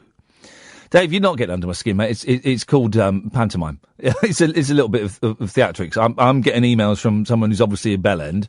I'm reading them out. I'm doing an angry voice. And you keep replying. You keep listening. We're laughing at you, Dave. You keep listening, mate. You know there is a show on another radio station that you would like. So you're listening to one that you don't like. Oh, David, I love it. I love listeners like you. You're my favourite ones. 0344 499 1000 Talk Radio.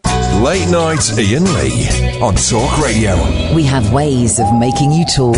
I'm starting to get a bubbly head because, you know, I said yesterday I've come off some of my pills. I've come off my metazapine.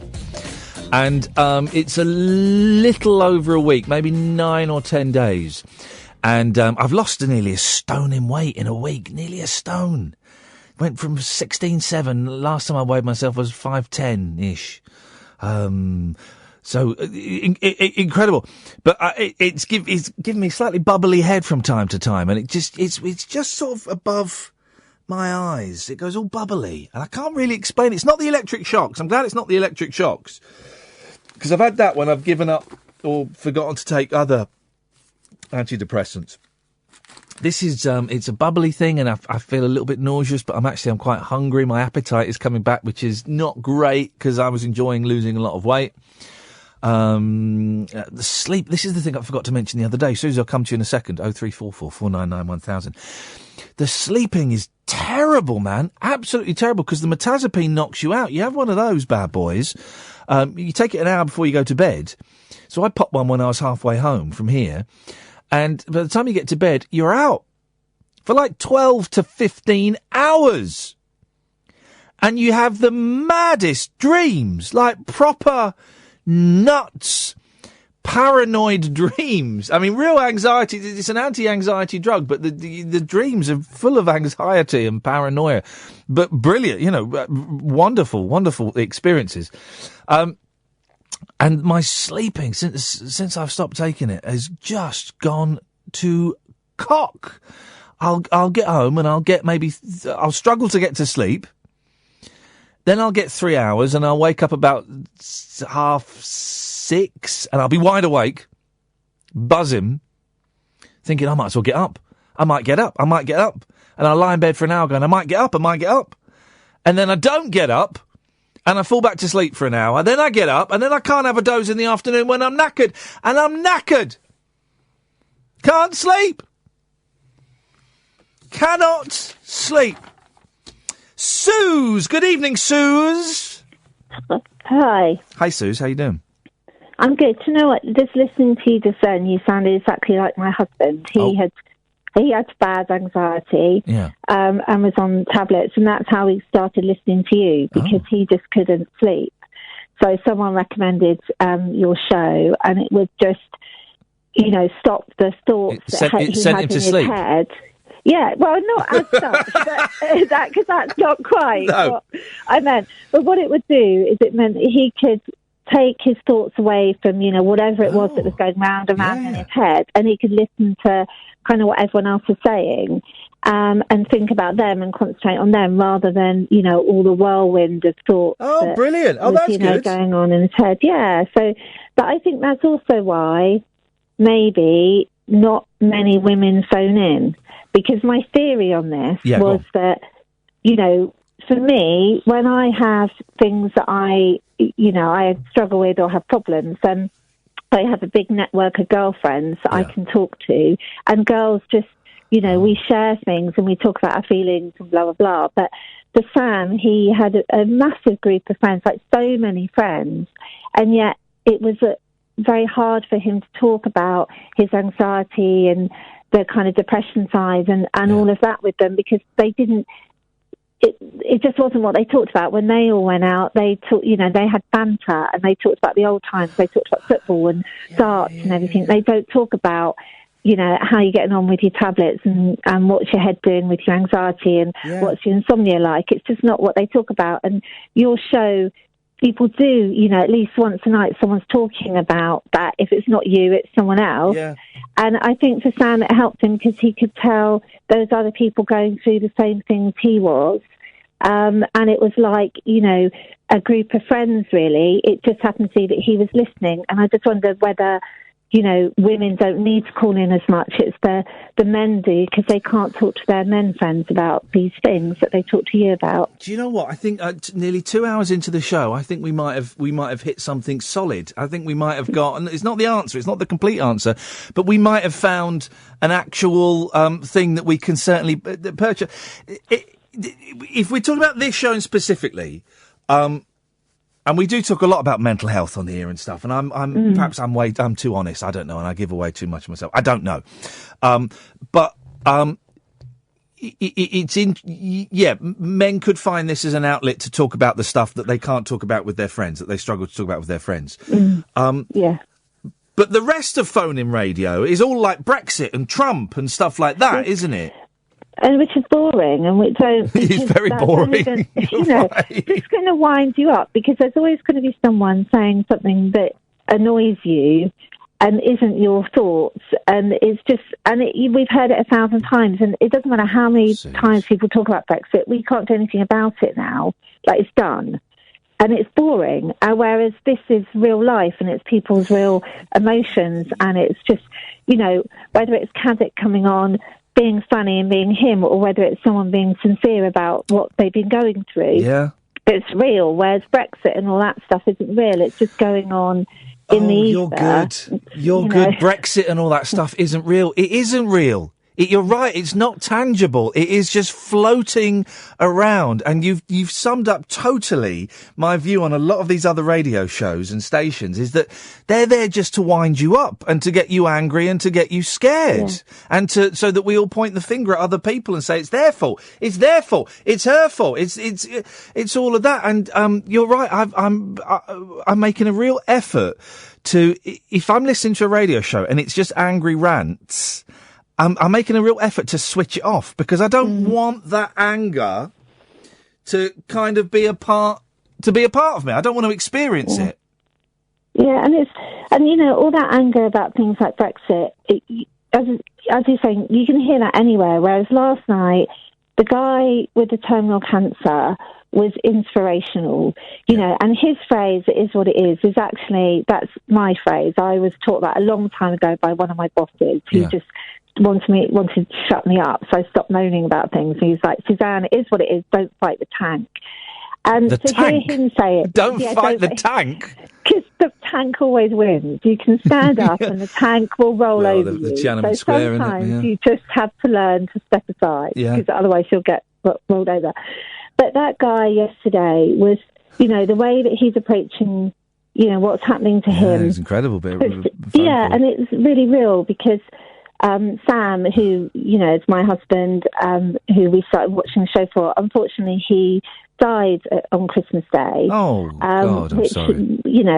That's fine. And so I'm listening to your show every night, and I'm so sad you weren't on between Christmas and New Year, because, that's what we did every night. We had your show on, and I would fall asleep, and he would stay up till God knows what happened? If you don't mind me asking, you don't have to answer that question. I realise it's a really impersonal thing. It's fine. So, he was 42 and had, he'd just been diagnosed in November with cirrhosis of the liver. And that was something that was, and he also had severe anxiety, so that didn't really help. Yeah. To know. No, it's not going to be helpful, is it? It's not really not helpful on the anxiety side. And so Sam was really facing, this year would have been kind of a lot of medical stuff that he would have hated. And the reality was he needed a transplant, and that just would have been awful for him. And so on Christmas Day in the morning, he had a heart attack, which was very sudden. And we weren't expecting it. But, when I look at things now and kind of processing what's happened, we didn't expect him to go, and, he's only 42 and not kind of what I didn't expect to be a widow this young. But when I look at it, and I can kind of step back and think that whilst, I miss him and all of his friends, and, it's a massive outpouring for him on Facebook, which is wonderful, because he was a lovely man. But this is probably the right thing for Sam, because he was really struggling with the thought of everything that he was going to have to deal with this year in terms of the transplant and the whole medical side. And his insomnia was really bad because of processing all of this. And so, for him, it was quick, it was painless, and, it probably was the best thing for him. And because I love him so much, I can look at that and think, for him, it's the right thing. It's just not really the right thing for the rest of us who's left behind. But for Sam, it probably is the best thing, So, yeah. Thank you so much for sharing that. That's okay. But yeah, exactly. Yeah. How are you doing? You all right? Yeah, I'm all right. I'm very lucky. I've got really good friends and family, and Sam was, an amazing man. Everybody loved him. Literally, he would walk into a room and the whole, within 5 minutes, everybody would love him and be his friend. And because everyone loved him so much, they were all his friends are really, giving me lots of support. Like, they want to look after me for him. And he talked to a few people about, he was scared about what was going to happen and the transplant. And I don't think he could see past the transplant. Like, he just was so scared about that. But he had said to quite a few people, look after me, because he was scared or, worried for me being on my own and stuff. So everybody is being wonderful, really. And just great things are happening. He was a great photographer, just amateur. People want to put on a show for him this year of his photos, which are wonderful. And then he was a big supporter of Charlton Football Club. Yeah. You've got to be a real fan of Charlton to be supporting Charlton Football Club. But look, yesterday they had their first game of the year is a memorial game. And even though it was really sudden, they managed to get his name in the programme, and they put balloons off for, him and the others. And it was lovely. So a group of us went yesterday. And so little things like that, Suze, I hate to interrupt. I've got to go. I've already dropped a break. I've got to go to the news. Yeah. I feel terrible saying that when you're sharing this incredible story about Sam with us. No, that's no problem. Well, it was nice to kind of come on, because Sam had said for a while that we should phone in, and we never did. But, your show meant so much to him, and it's a great show. And keep it up, and don't talk about Brexit. keep talking about the stuff that you We're doing Brexit and Trump in the next hour. Suze. Oh, brilliant. I'll have to go to sleep. Well, thank you so much for calling. I really appreciate it. It's nice to speak to you. Take care. All right. Thank you. Thanks, Bye-bye. bye. Blimey. I mean, dearie me, that was an incredible call. Janie, I'm going to come to you after the news. Late Nights with Iain Lee on Talk Radio. Here we go. Radio. Across the UK, online and on DAB. The wild man of late night radio is back. Differently interesting nocturnal emissions from a legend of late night radio. Iain Lee, on air and off the leash. On Talk Radio. We have ways of making you talk. Suzanne's just tweeted me, and isn't it funny to make a connection outside of the phone call on the radio show and online? And thank you, Suze, for that call. It has touched a lot of people. A lot of people getting a lot of messages about that. That was incredible. Well, this has paid off. Does that sound a little bit too demeaning after what some of the calls we've just had? No, I think we can get away with it. This has paid off. It's the show tonight. It was an idea that I've had for a while. That about 4 months into the run of this show, we hit a really sweet spot where it was about 60% men calling in and 40% women. Sometimes it would flip over, but it was generally that way. And the last few months, it's dawned on me, it's mainly blokes phoning in. It's mainly men. Some nights we won't have any women calling in at all, and some nights the most we get is 2. I've just been questioning over the past few months, is it me? Is it the station? Is it phone-in radio as a whole? What is it? So, in a slightly patronising way, I guess, although it's not patronising because it's meant sincerely, women only phoning in tonight. We're sort of loosely trying to get our heads around why women don't phone in speech-based radio shows. This one as well, in particular. You can tell I'm having real trouble trying to verbalise this concept because I don't quite know what the concept is. But also you can phone in and just talk rubbish as well if you want. The rules are of the show, and a quick reminder for all the new listeners we've got, the rules are you can call in about anything you want apart from Brexit and Trump. Because as Sue said, it's boring, and everybody's heard it 1,000 times.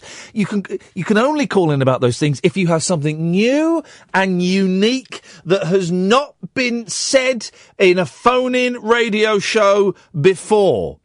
And here's the thing. You won't. We had someone try and phone in once and do it, and they embarrassed themselves. So, with that in mind, 0344 499 1000 is the telephone number. Oh, what a thrill to see this name on my switchboard. It's Janie Godley.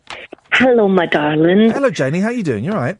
And Happy New Year to you and yours. Happy New Year. How long do we do that for, the Happy New Year thing? That's it, done. We never mentioned we finished? it again. Okay, good. That's it. We are now officially 2017. I remember when 1999 sounded futuristic. It was, wasn't it? Yeah. It really was. And I remember meeting you in 1999. Was it 99? Was that the year? Yeah. It probably was, wasn't it? Yeah. Oh, God, yeah, it was. In the 20th century. We grew up in the 20th century. Back in the day. Back in the days when you had to choose between VHS or Betamax and choose wisely. Back in those days. Which did you choose? We backed... I always backed the wrong horse, and my family backed Betamax. And I remember getting beaten up at school VHS. for Betamax. Did you? Yeah. Yes, we went VHS. We've always been. And my husband's one of those that we're not allowed to get anything because it's going to get better next year. So poor Ashley spent her whole life going, they'll be fashionable next year. Can I get a PlayStation? No, wait till you get PlayStation 10. So we never ever really get anything. That's kind of genius, and it's sort of how my thinking goes. I tend to relent a bit easier and buy things, but I do think, well, if I just wait another 6 months, that'll be down by 100 quid. And shut up! Not when you've got a kid. No. You have to just buy the first set of My Little Pony and then build on it, and stop saying one day it'll grow into a horse. Just do it. But having said that, I've been listening to your programme, and how amazing was with Susie and Sam's story, and you were talking about women not calling into the show, and I'm not going to recall it all and drag us all back into how do we feel about that emotionally. That was bloody amazing and unbelievably the most best piece of radio I have ever heard. A woman talk coherently about her husband's feelings, her husband's death, and you handled it so well. And this is why a lot of women maybe don't always like. I don't like talk radio. I get into cabs in London, and I like that's because I like my racism close up, so that I can hear the guy on the radio shouting loudly about football. Yeah. And I would love to come on that and just start talking football and annoying all the men. But maybe we should have it like after Coronation Street or after EastEnders. You know how all the men sit round and talk about football after a football match? Why don't we have all the women sit round and go, maybe if Pat had said to Sam that she didn't like her steak pie, I don't know, but women tend not to get into that because it's a very aggressive male thing, and they just don't want to listen to it. And if I want to listen to men shouting rubbish about football, I'll just walk into any pub and do it. And talk radio, for me, as a female listening in sometimes, it does tend to all be about men going, at the end of the day, the thing is, or the fact of the matter is, I hate everything you're saying. You are an angry man who hates Muslims, and you're shouting rubbish, and I don't have to hear it. And that's why a lot of women go, do you know what, I'm just going to go and read a book. I think the hatred, because I've got a real problem with the hatred on a lot of radio shows and a lot of radio stations. I don't get it. We did a mean show, Janie, a few weeks ago, where I did a mean show where I was calling everyone snowflakes. I listened and I saw your tweet. Oh, and people got so angry.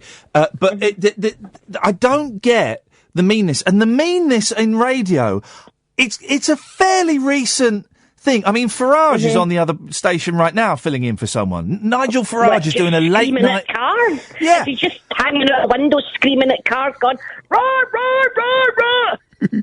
But he's doing it. Hopkins is on that. I bet you somebody wipes his pee-pee with a hanky. I can't even listen to any of them.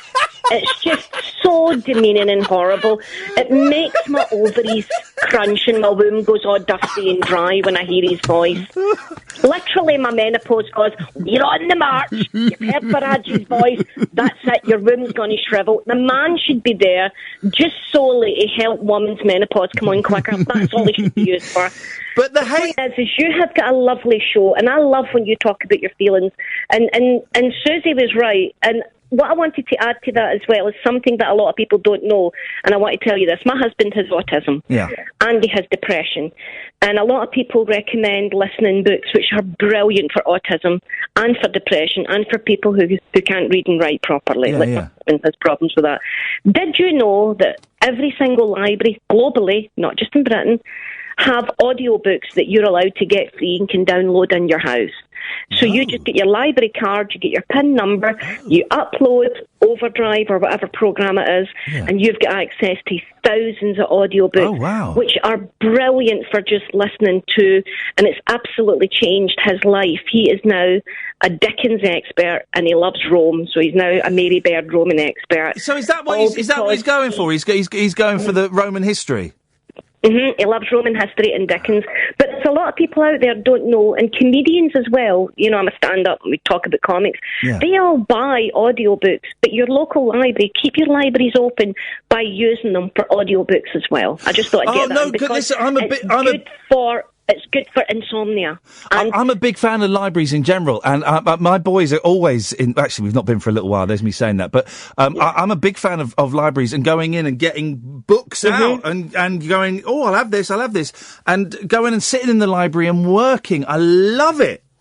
Me too. When I was a kid, it was an absolute sanctuary for me, Iain. When I was a kid growing up in Shettleston in the East End of Glasgow, I had a really difficult life. I was abused as a kid, and my parents were broken up and people were alcoholics, and my one thing was to go to the library, and the silence and the smell and that Victorian building and that order. When I had nothing but chaos, here is order, and there's this beautiful sense of order where I could sit down and pick out a book and nobody would say, don't touch that, don't do it. and I would sit down and open a book and read.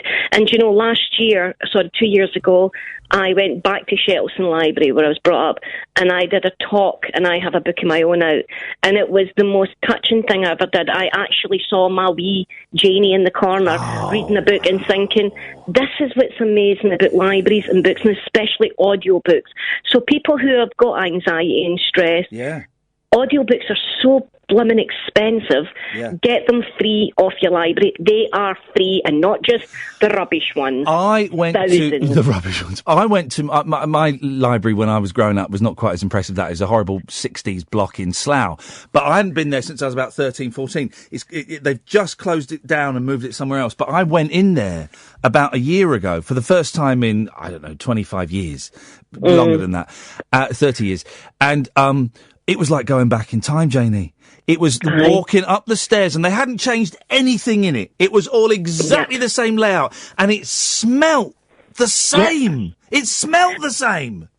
It's amazing. I went to Clydebank Library to do a film with Josie Long, and they've got a Victorian library. I don't know anything but Victorian libraries. Round the corner from me in the West End of Glasgow, we've got the library, and it's a proper old brown Victorian sandstone building, and it's got the tiled floor and the high arches and the turrets, and it's beautiful. But people who have a lot of problems with mental health problems, audiobooks are free. On your library, so I urge people to do that. But you're right; it's a really good idea to get women to talk to call in. Women aren't always good at voicing their opinions, and as a female stand-up, I see this. That some women are like, "Oh, I wouldn't do a stand-up because you get shouted down." And as soon as you walk on stage, men always judge a woman straight away. They don't judge men. You've got all those things. Women aren't funny, Janie. We know that it's scientifically proven. Women aren't funny. I know, it's unbelievable how I've managed to buy a house. I don't know what the bankers think. Do people still have that attitude? I guess they do. I guess they must do. It's incredible. They do. I did a gig at Christmas at Wild Cabaret, which is my local club in Glasgow, and it was a brilliant gig. It's Christmas. They're all sat down having a nice dinner, and one man shouted something, and I can't remember what he shouted, but you know me, Ian. I could slam anybody. Oh, you've got a vicious and I slammed him in second. I'm vicious, Yeah. I owned a pub for 15 years, so a heckle to me is a Tuesday. So I'm like, boom, shut him up. And he was so annoyed because all the men at his table were laughing, and he was actually leaning over going, don't laugh. Wow. And he was getting so angry, and I thought, he's really angry, and I can see why women wouldn't speak in front of him. Yeah. Why women would be scared to voice their opinion and stuff. But not all men are like that, obviously. Yeah. But I love your talk-in show, your radio show, because you do talk about subjects that other people don't talk about. And you do reveal a lot about yourself that exposes yourself to people on Twitter saying, we think you're a diddy. Well, do that and just mute them, and then they scream forever. And they don't know you're not listening. But, maybe that's because, I'm good at arguing. I've been married for 36 years to a man with autism, so I'm a brilliant arguer. I can get right into the nitty-gritty of arguments. What are you doing at the moment, Janie? Are you busy? Yeah, well, this is a nice time for me. See, I don't like Christmas and New Year. My brother died 5 or 6 years ago, 6 years ago now, on New Year's Eve. And then my husband's mum died New Year's Eve, so we're like, yay, the most inconvenient family. So Christmas is such a stressful time. We've all got to be nice. And Ashley, my daughter, who's also a stand-up, she was saying the other day, the problem with Christmas, Mum, is everybody has all these happy families. You see it on TV, and they all sit round, and they've all got Christmas jumpers, and they cut up turkey. And my husband hasn't spoken to his 6 brothers in 20 years, and you're not really close to your family. And I had to do that thing and say, Ashley, most people don't like each other. You need to know you're big enough now for me to tell you this. Most people aren't really that happy in families. That's why we find friends, so that we can meet people that we like. So there's all this pressure. But the 1st, the 2nd, the 3rd, and the 4th of January is brilliant because there's no more pressure at Christmas, there's no more pressure for New Year. And my next big gig is I'm at the Groucho Club on the 25th. I'm hosting the Burns Night down there, Ashley and I. So I'll be down in London doing that. And I've got lots of gigs in between. I'm at the Stand in Glasgow this weekend hosting it and writing lots of new stuff. It's a new year. And of course on January the 20th, which is my birthday, I get Donald Trump for my birthday. So I'm going to go to Turnberry and have a wee on his lawn. Oh, Janie, you must come in one night. And I know you're miles away, but I'm down for 3 nighs, so I'll pop in for one of the nights to come down and see you. Both of you come in. And nice. I just would like to say thank you again to Susie, who spoke about Sam. That was one of the most touching pieces of radio that I've ever heard. And she is an awesome woman that can face such adversity with such strength. She is an inspiration to everyone. So big up to you, Susie. Nice one, Janie. Speak to you soon. Thanks for calling. See you, darling. Bye-bye. Nigel Farage gets his PP wiped for his mammy with a hanky. Bye.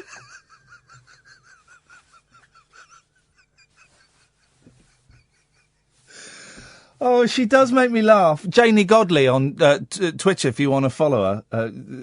Janey, Godley. Thank you for that. Lana, I'm going to come to you in a second. 0344 499 1000. This is Talk Radio. The radio show for people who know the best part of the day is the night. Late Night Iain Lee on Talk Radio. We have ways of making you talk. 0344 499 1000. Catherine Boyle has rejoined me. Yeah, I'm still laughing about Janie's mammy wipes his pee with a hanky. What an image. Oh, I love Janie. She's so she's just hilarious. So it'll be fun if she comes in. I find her kind of terrifying in a good way. Oh yeah. I'm a little bit intimidated by her. Because when she's talking to you, she's looking right at you. But and also because she's so quick. Yeah. Anyone that is that quick, I like to think I'm quite quick. I'm slowing down as I get older. But anyone that quick, I just think I can't keep up with them. No. But you were there when I did a show with her in Edinburgh, yeah. And I was a little bit intimidated because I don't think I'd met her for ages, and she'd been really nice to me on Twitter, and she's just so lovely. She is. Just she doesn't miss a thing, though. Yeah, and it was a panel show. And normally the panel shows, they're scripted to, people want to know the questions. And let's face it, it's a bit of a sausage party, isn't it? Yeah. And she said, I said, do you want to see what the questions are? She said, no, don't tell me anything, let's just do it. Yeah. And she was hilarious. She was hilarious, but she was also, God, this sounds like we're the Janie Godley fan club, but, I'm just really impressed by her. Janie, I love you so much! She'll be doing the throwing up fingers signal. But, no, I just found her really generous as well. It wasn't a fight to get her answers in, was it? No, she's good. I'll be good if she comes in. Yeah. Lana! Hip, hip, hip. Hip, hip. That sounded like a reluctant... No, she's up for it. That sounded begrudging. Hip, hip, hip. It's like someone's got a gun at your head, Lana. Hip, hip, hip. Hip, hip, hip. That's better. It's pretty. Yes. What have you got for us, Lana? We met you in the St Albans show. Oh, yeah. Oh, Lana, and you sent me an email and I didn't reply to it. You're so rude. Oh, no, I am rude. I tell you, I'm so bad at replying to emails. And so during the show, someone has sent me an interview they want me to do, and I replied to them, if you've not got it in a week, give me a nudge, knowing they won't have it in a week because I'll forget about it. What I do is when I get emails, is I go, and they're not ones you can just fire off a yes, no, I don't, If they take a bit of thought, I look at them and go, right, that's a sit down email. Yeah. That's not a standing up, walk into the car. That's a sit down, got to give it a bit of thought email. I'm going to do that when I next have my sit down email sessions. Which never, ever happens. No, because when he's supposed to be sitting down doing emails, he's throwing nuts at me normally in the office. I was throwing nuts at you tonight. I'm looking at a picture of you. No, you're not. That's Lana. Oh, right, I thought you were looking at a picture of you. Oh, the picture I said. Yeah, why would you... hi, Iain. I don't know if you remember me. I've attached a photo to jog your memory. What you don't say is in the back of the photo is an annoying drunk. I met you at your St Albans show with my brother Fraser and my mum Fred. You said you could put me in touch with... flipping... I remember those guys, and you were really impressed by her as well. No. Kath, you're in big trouble here because you need to help with this. Why? You said you could put me in touch with someone to organise a work experience at Talk Radio. Right. Did I actually say that? I wasn't there. And what you promised people is not... I don't... Well, listen. I think you said she could come in. No, hang on. Guys, everyone, calm down. I'm dealing with this situation. I didn't say that I could definitely get you work experience. No, you never said that. Hang on a minute. Who's that in the background? Is that Mum? Yeah. Right, tell her button out of it. I know it's women only, but one at a time, please. I'm not dealing with her. I'm dealing with you, Lana. Okay. Right. Continuez-vous. What did I say? Let's remember the conversation. You said it was something like, it's not definite, Yeah. but you'll see if you can get me in touch with someone. I can get right. Who's in charge of the work experience? I'm guessing that would be Lauren. Right. Okay. Well, can you get in touch with Lauren? Yeah. Did you just burp then? No, I didn't. I'm just having to think. You did a burp. That was my thinking face. This is Lana. I know you don't see it very often. Jen. You said Lana. Why don't you just email me? I can sort it out. My dates for work experience are Monday the 27th of February to Friday the 3rd of March. That's a weekend. Oh, no, it's a week. Monday to Friday, you know. I know what you're on about. You also mentioned it would be... What did you say? Forward it to me and I'll send it What did you to... say? I said forward it to me. That's not what you said. I said forward it to me and I'll send it to the relevant person. All right, so that bit, we can send that to the relevant person, Lana, okay? Thank you. But they might say no. That's all right. They will see it, I guarantee. They will see it, and Kathy's going to say... you're nice. You think she would be great at this. Yeah. But say it, but don't actually mention my name. Or that I think she'd be great at it, because I don't want to get involved. But you also mentioned it would be possible for my mum, brother and I to sit in on one of your shows. Does the offer still stand? And if so, is it possible... Oh, look at this! She's got dates. No, to arrange it for the upcoming holidays. She sent this on the 9th of December! Iain Lee! I made myself laugh with my ineptitude and rudeness. Did she put a red exclamation on it? You can come in over Christmas, Lana. Of course you can. Oh, the 9th of December. I thought that you sent that like last week. No. Oh. We haven't had a chance to phone up or resend it since then. You are so rubbish. Don't have a go at her. No, you. Oh. You are flipping liability. Right, I'm going to okay. say it now. Right. Calm down. Here's what we are going to do. No, don't do Jimmy Savile voice. Oh, I thought you were doing me. No. Well, they're very similar. Both from sort of Leeds area. No, I'm not from Leeds. That is fantastic. Absolutely fantastic. No, You are cruising for a bruising. You are cruising for a bruising. You shouldn't have to him saying that, because he... Anyway. Shh. Steady on. 14. What? She's only 14, so don't do that voice. Oh, gosh. It gets worse. Right. Well, hang on. She's too young for work experience. Yes. But she can come in with her mum if you were offered. What?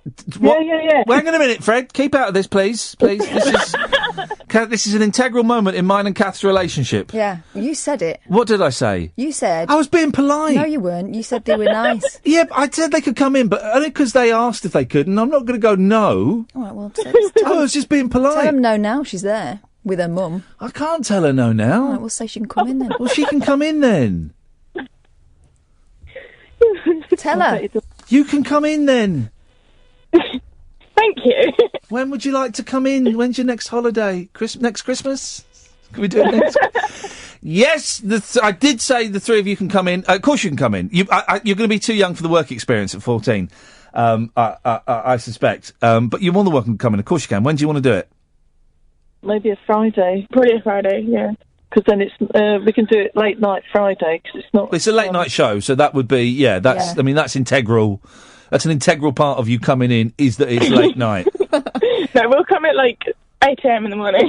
Yeah, You could do that. Ask for Paul Ross. Now, are you going to be driving?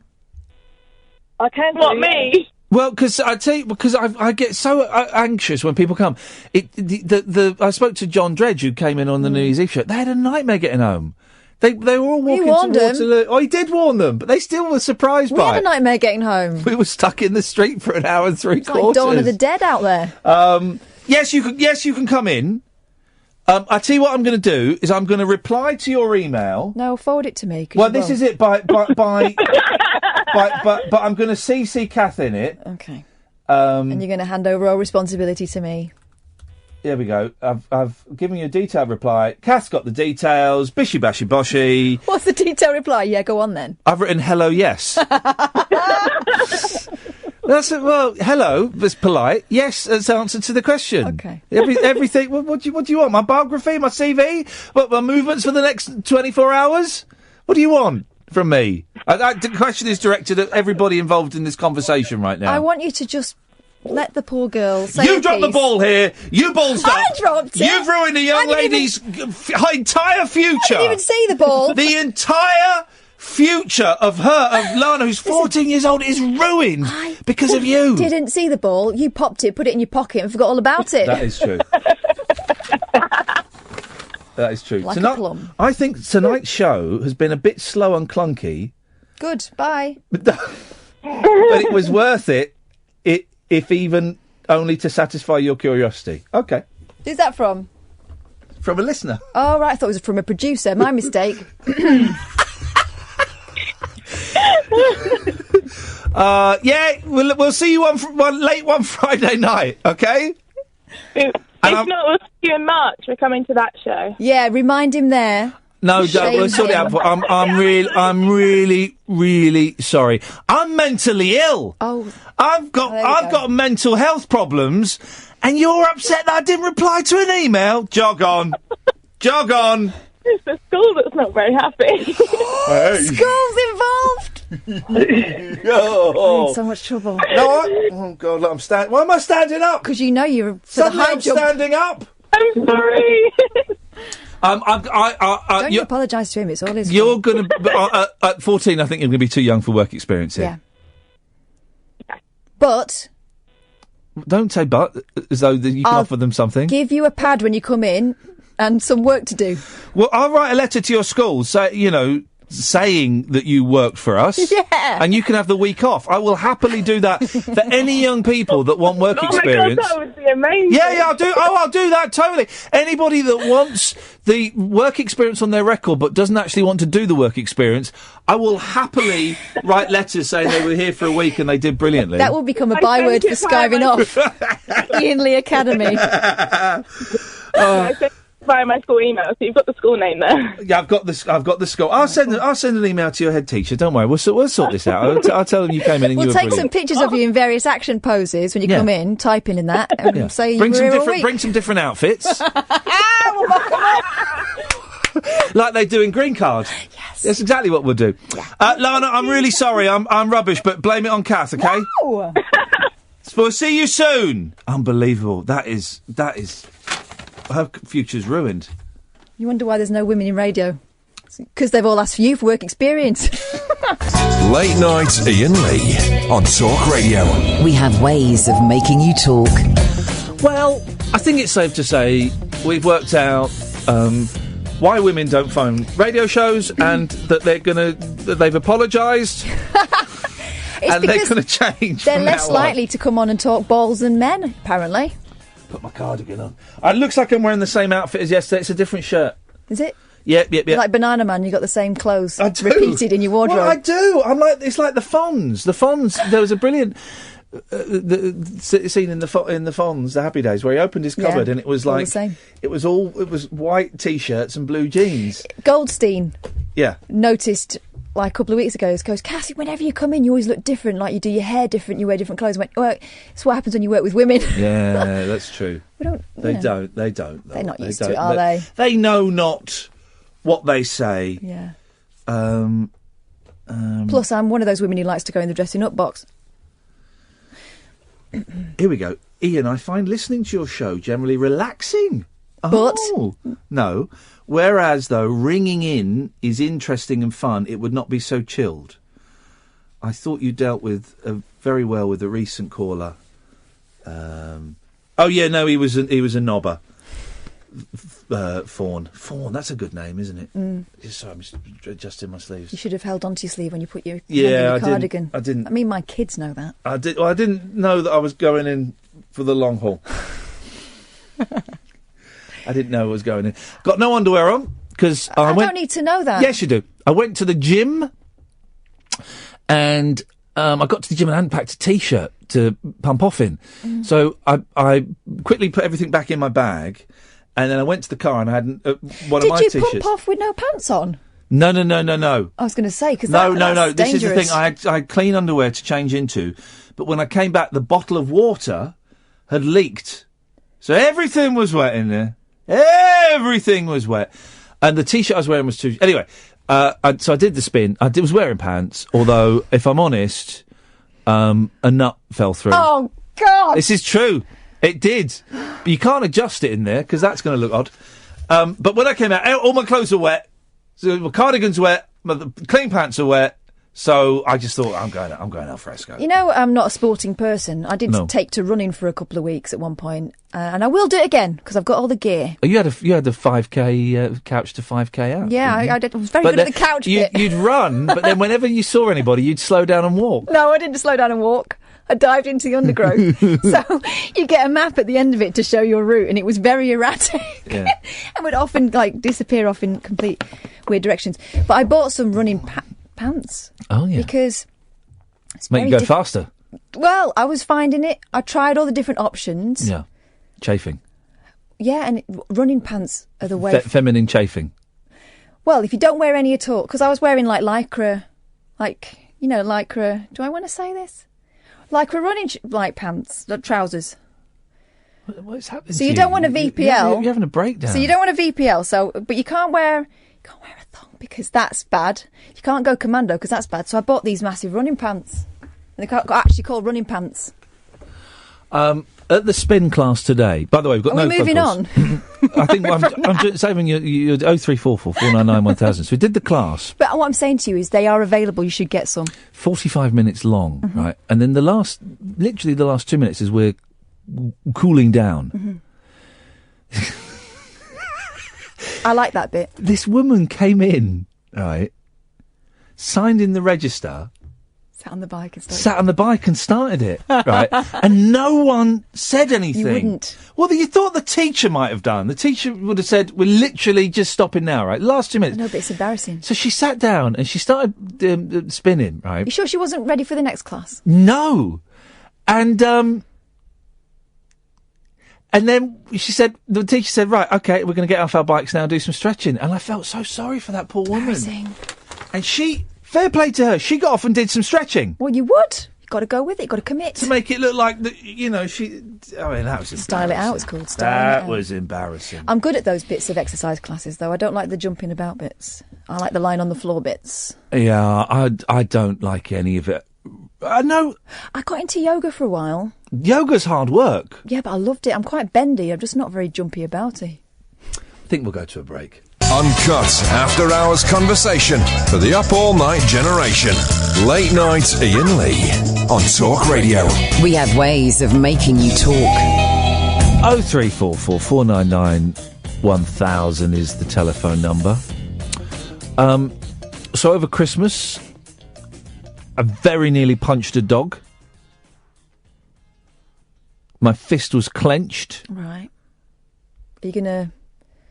Why? I guess is the question. So I took my dog out. She's only little Westie. She doesn't know though, does she? No. But so we took her out for a walk up the hill. And then this Labrador. I think it was a Labrador. Looked like a Labrador. Kind of came over and then started going for her. Right. They're not as nice as they seem, those dogs. No. And she was getting really upset and was squealing, and I was thinking, right, how am I going to... I had my fit, and I was ready to punch it. I've kind of always wanted to punch a dog in the face.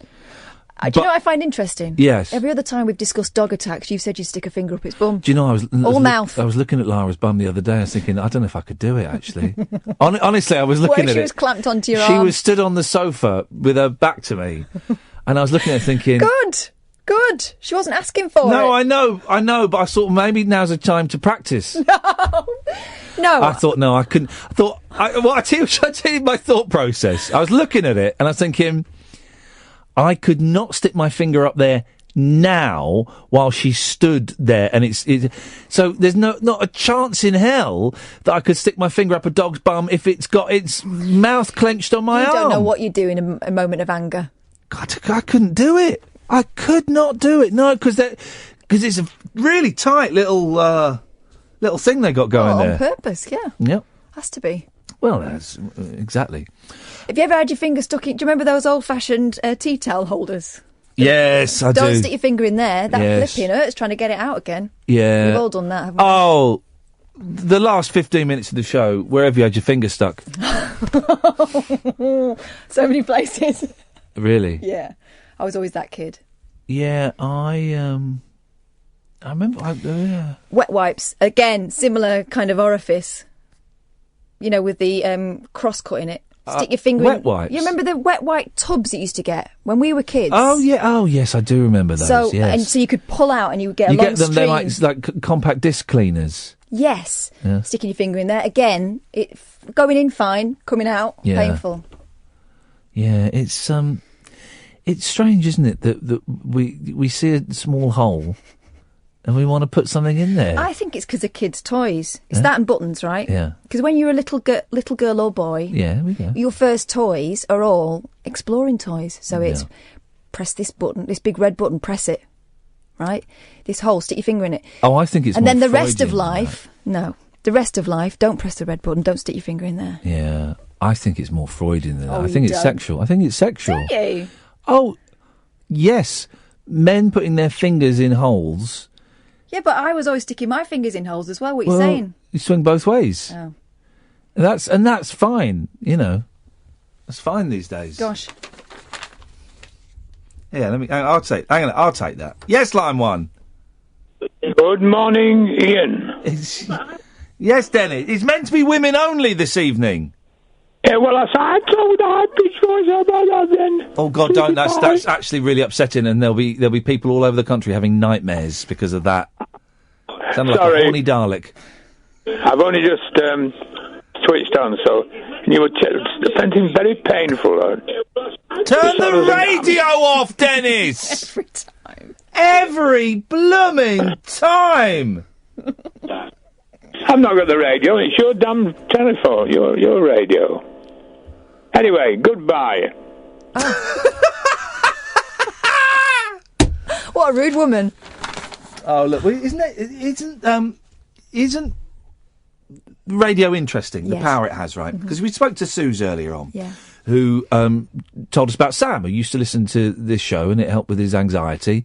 I don't know how it would help with anxiety. I think it could only make things worse. But he used to listen to this show, and it used to help with his anxiety, and used to take his mind off of whatever was going on in his mind, and he'd listen to this rubbish. And Sam passed away on Christmas Day. And then Suze sent me a tweet, so suddenly I can put a face to her and Sam. And then Wayne's just sent me a tweet. Wayne says, first time I've listened in a while, outrageous. And I heard the call from Suze. Sam was my friend for more than 20 years. Oh, God. Thank you, Wayne. Thank you. And radio is unique. Particularly phone-in radio is unique because the connections that can be made. And you don't really get those connections anywhere else. Wayne doesn't listen for ages, and the night he chooses to listen, there's a connection with his friend who's passed away, isn't it? It's just, I don't know what it is. Funny's the wrong You word. won't get that on Bile FM. Oh, well, here we go. He sent me another one saying, "Up yours, you're a knobber." I'm only joking. He's not, though. Suze is amazing, so strong. Sam genuinely loved your show. Well, I'm really sorry for your loss, for everybody. I'm really sorry for your loss, and I'm sorry that we didn't get to speak to Sam because he sounds like he had excellent taste. But you know, it's radio. It's calls like that make me realise, and this is going to sound. Well, I'm going to say it because I'm just going to say it. It makes me realise what a privilege it is. Yeah, and that people trust us. Yeah, well, yeah. I mean, and I'm going to be thinking about that call for a lot for the next few days because it started off one way and I wasn't sure I heard what she said when she said that he'd passed away, but incredible. So yeah, radio is the best. Radio is the best.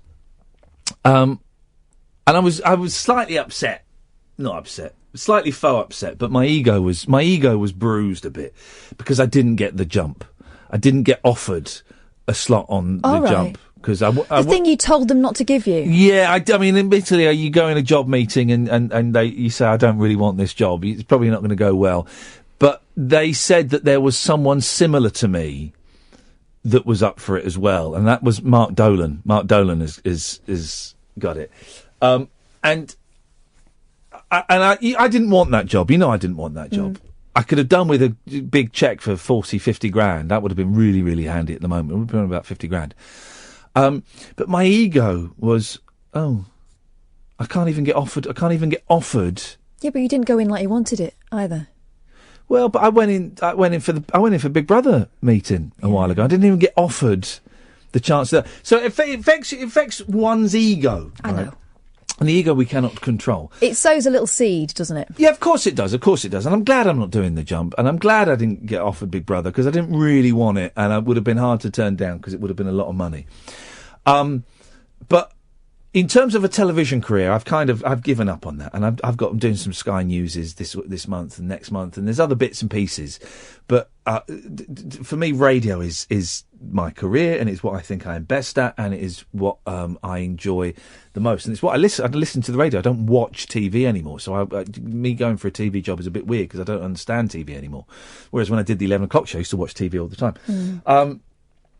But radio is there's a point to this somewhere. I'm getting tired and my head's wobbly. Radio is the best. Radio is the best because you get people. You know, we've started on a slightly skewy premise tonight. You know, it wasn't a solid premise. It wasn't, I think this, what do you think? We had a little poke at something. Yeah, it was, and it was a real punt, taking calls from women only. Whenever we do these shows where it's new callers or something like this, I always think, oh God, what have I set but you know myself what? up Aren't we for? lucky? Nowhere else would allow us to just have a little go at things like this. And boy, oh boy, hasn't it worked. Yeah. Every call without exception, apart from the one where I was shamed for not helping someone get work experience. I mean, that I think was inappropriate. I'm a busy man with mental health issues. Oh, okay. This is a lesson, okay? Do you want to talk to him or do you want to talk to the woman who knows what's going on? I'm going to start playing that card a bit more often, the mental health card. Just email me. Can I actually get a card printed I'll make that you says that? So if someone upsets me, I can just get a card out that says I have mental health issues. Please apologise, otherwise I'm going to cry. But all of the calls have been brilliant, been incredible. I have. I've never had the dizzying heights of television that you have. I've had a little taste of it when I used to do Friday Night Live cover shift for Look East, and I remember I've had a number of very small cameo appearances on BBC Look East. One of which was standing in a field with a donkey. Oh. The donkey wasn't impressed. Don't either. be rude about putting the name of. No, the donkey wasn't impressed either. No. But I never fancied it because it just seemed like a lot of faffing about for very little reward, Telly. Well. But I don't know. Because I wasn't being paid a lot of money. Yeah, it was big bucks when I was doing it. But I do like radio because it's from your brain to somebody else's really quickly. Yeah. I think we got trouble on the phones. Have we? Whose brain is on the end of the phone? Don't chat to them, Ed. Let's deal with this. Let's deal with this in a grown-up, mature fashion. He's trying to put them through. Oh gosh, I think I know who this might be. Let's deal with this let's deal with this like adults. That's what we need to do. Let's go to it's Lana's mum, Freddie. That's right. Yes, Freddie. What would you like to apologise for the way that you and your feral family behaved earlier on the show? I was a bit upset because you cut me off. I was going to start talking. You're going to start what? I was going to start talking. Oh. She's going to start talking. You cut her off. Just rude. Just plain rude. Exactly, that's why I cut her off. The rudeness. The rudeness of this entire family. It's outrageous. But Freddie, I do apologise. What were you going to start talking about? Well, we've been listening for the last hour, and you've been asking why ladies don't call. Yeah. I've got a theory. I'd like to hear your theory. We're always so flipping knackered by this time of night. What do you mean? Why? I hear you. Oh, shut up with this faux sisterhood nonsense. What do you mean? Why are you knackered? Because we have to do the work and look after the kids. Yeah. And so by the time you're on, you're just too tired to phone. Right, well, listen. How much effort does it take to make your man a nice cup of coffee? Oh. and then ask for permission to use the telephone. Yeah, I'll have to pay for the call. Yeah, put 10 pence in the pot. Did you have a friends that used to do that? We used to have friends you have to put 10 pence in the pot. Outrageous. Isn't that funny? That's when you had one phone in the house. I was telling the children about that because I got one of those boxes from a charity shop the other day. What, to put money in? Yeah. They won't care. No one uses a landline, do they? No. No, exactly. And remember telephone tables? We've got an old telephone table. We've got a landline in our house, and I've got no idea what the number is, right? But every now and then I'll go into it's in the office, what we laughingly call the office, and there'll be some messages. And it used to be from like PPI companies, but recently, and I must record them, it's from a lady with what sounds like a very, very strong African accent, possibly Nigerian. Has she got some money she needs to take? No. She is. She sounds quite upset that we are not calling her back, but she's not using my name or anybody's name that lives in it. It's like, June, you must call me back. It's urgent. And so I'll pull some of those messages. My off. landline is basically the bat phone. If it rings, it's my mum. Yeah. Oh God. No one else. No one knows my number. Sorry, Freddie. We were talking, but go on. You want to say She wants something? to start talking. You got something more important to say? The only reason we've got a landline is because my mum phone. Yeah. And then the number is 3, I think, 4, 5. Have you finished talking? Can I cut you off now? Yeah. Oh. What? Again. But I mean, have you not wronged that family enough? She was about to start talking.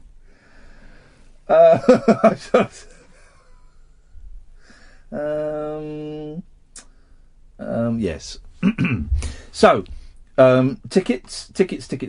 February the 19th and the 26th of March. Those, we got shows. You're allowed to come if you're a woman. Yeah. Ticketsource.co.uk/Iain-Lee. So sexist. So you can come and get some tickets, and it's kind of an experiment. These shows, I'll say it now, they could be awful.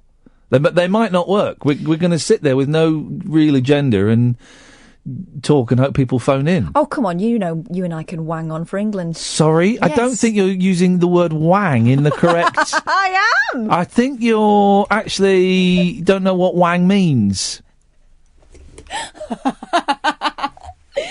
Okay. Wang is a Chinese fella. He lives down the road from me. Sorry, Mr. Wang. That you live near him. He's awful. Wanging on with the wangs. Well, that'll do, I think, won't it? Technically, we've got. You should have let her talk a bit more. She was just about to start. I know, but it was funny. It's funny. Here's the thing. Okay, it's funny to cut people off. That is humour. It's most beautiful to cut people off. We can fill for a minute by talking to Edward. Hi. Hair's looking a bit shaggy, Ed. Oh, it's just grown out a little bit since I last saw you last year. We're literally only talking to you for another minute and 25 seconds. I know. To Phil. I know. Ed's recently come back from Edinburgh. Why don't we ask him about that to Phil? But I'm not interested. Go on then, ask him. Is it true? Is it true? The rumour I've heard, I won't say you told me. Go on, tell him. That you've recently come back from Edinburgh. That rumour that you've heard, that I've recently come back from Edinburgh, is likely to be true. I don't have any friends on Facebook, but for some reason I'm your friend on Facebook because we needed you to... page them and stuff. To launder some money. You made a pretty slick... That was just done on my phone. Edinburgh video with titles. Well. I mean, literally the first 5 seconds came out, I went, oh, that looks boring. So I scrolled past it. I was watching it with him, so I had to see the whole thing. Oh, God, how long was it? Well, ages. Hey. What's that all about? That was just a video I did on my GoPro and did it on my phone. Stuff people do when they've got no kids. I got a GoPro, but I think I got given a cheap GoPro. If you've got the app, you can do it. Oh. Well, Ed, it's been really nice filling time with you. It's been great. You've still got another 10 seconds. Didn't take in anything he said. No. But it was a really nice... Noise. Nice. It was a nice buzz. Back tonight at 10. Ta-ta. Talk Radio. Talk and entertainment across the nation. Talk Radio. Give it some lip.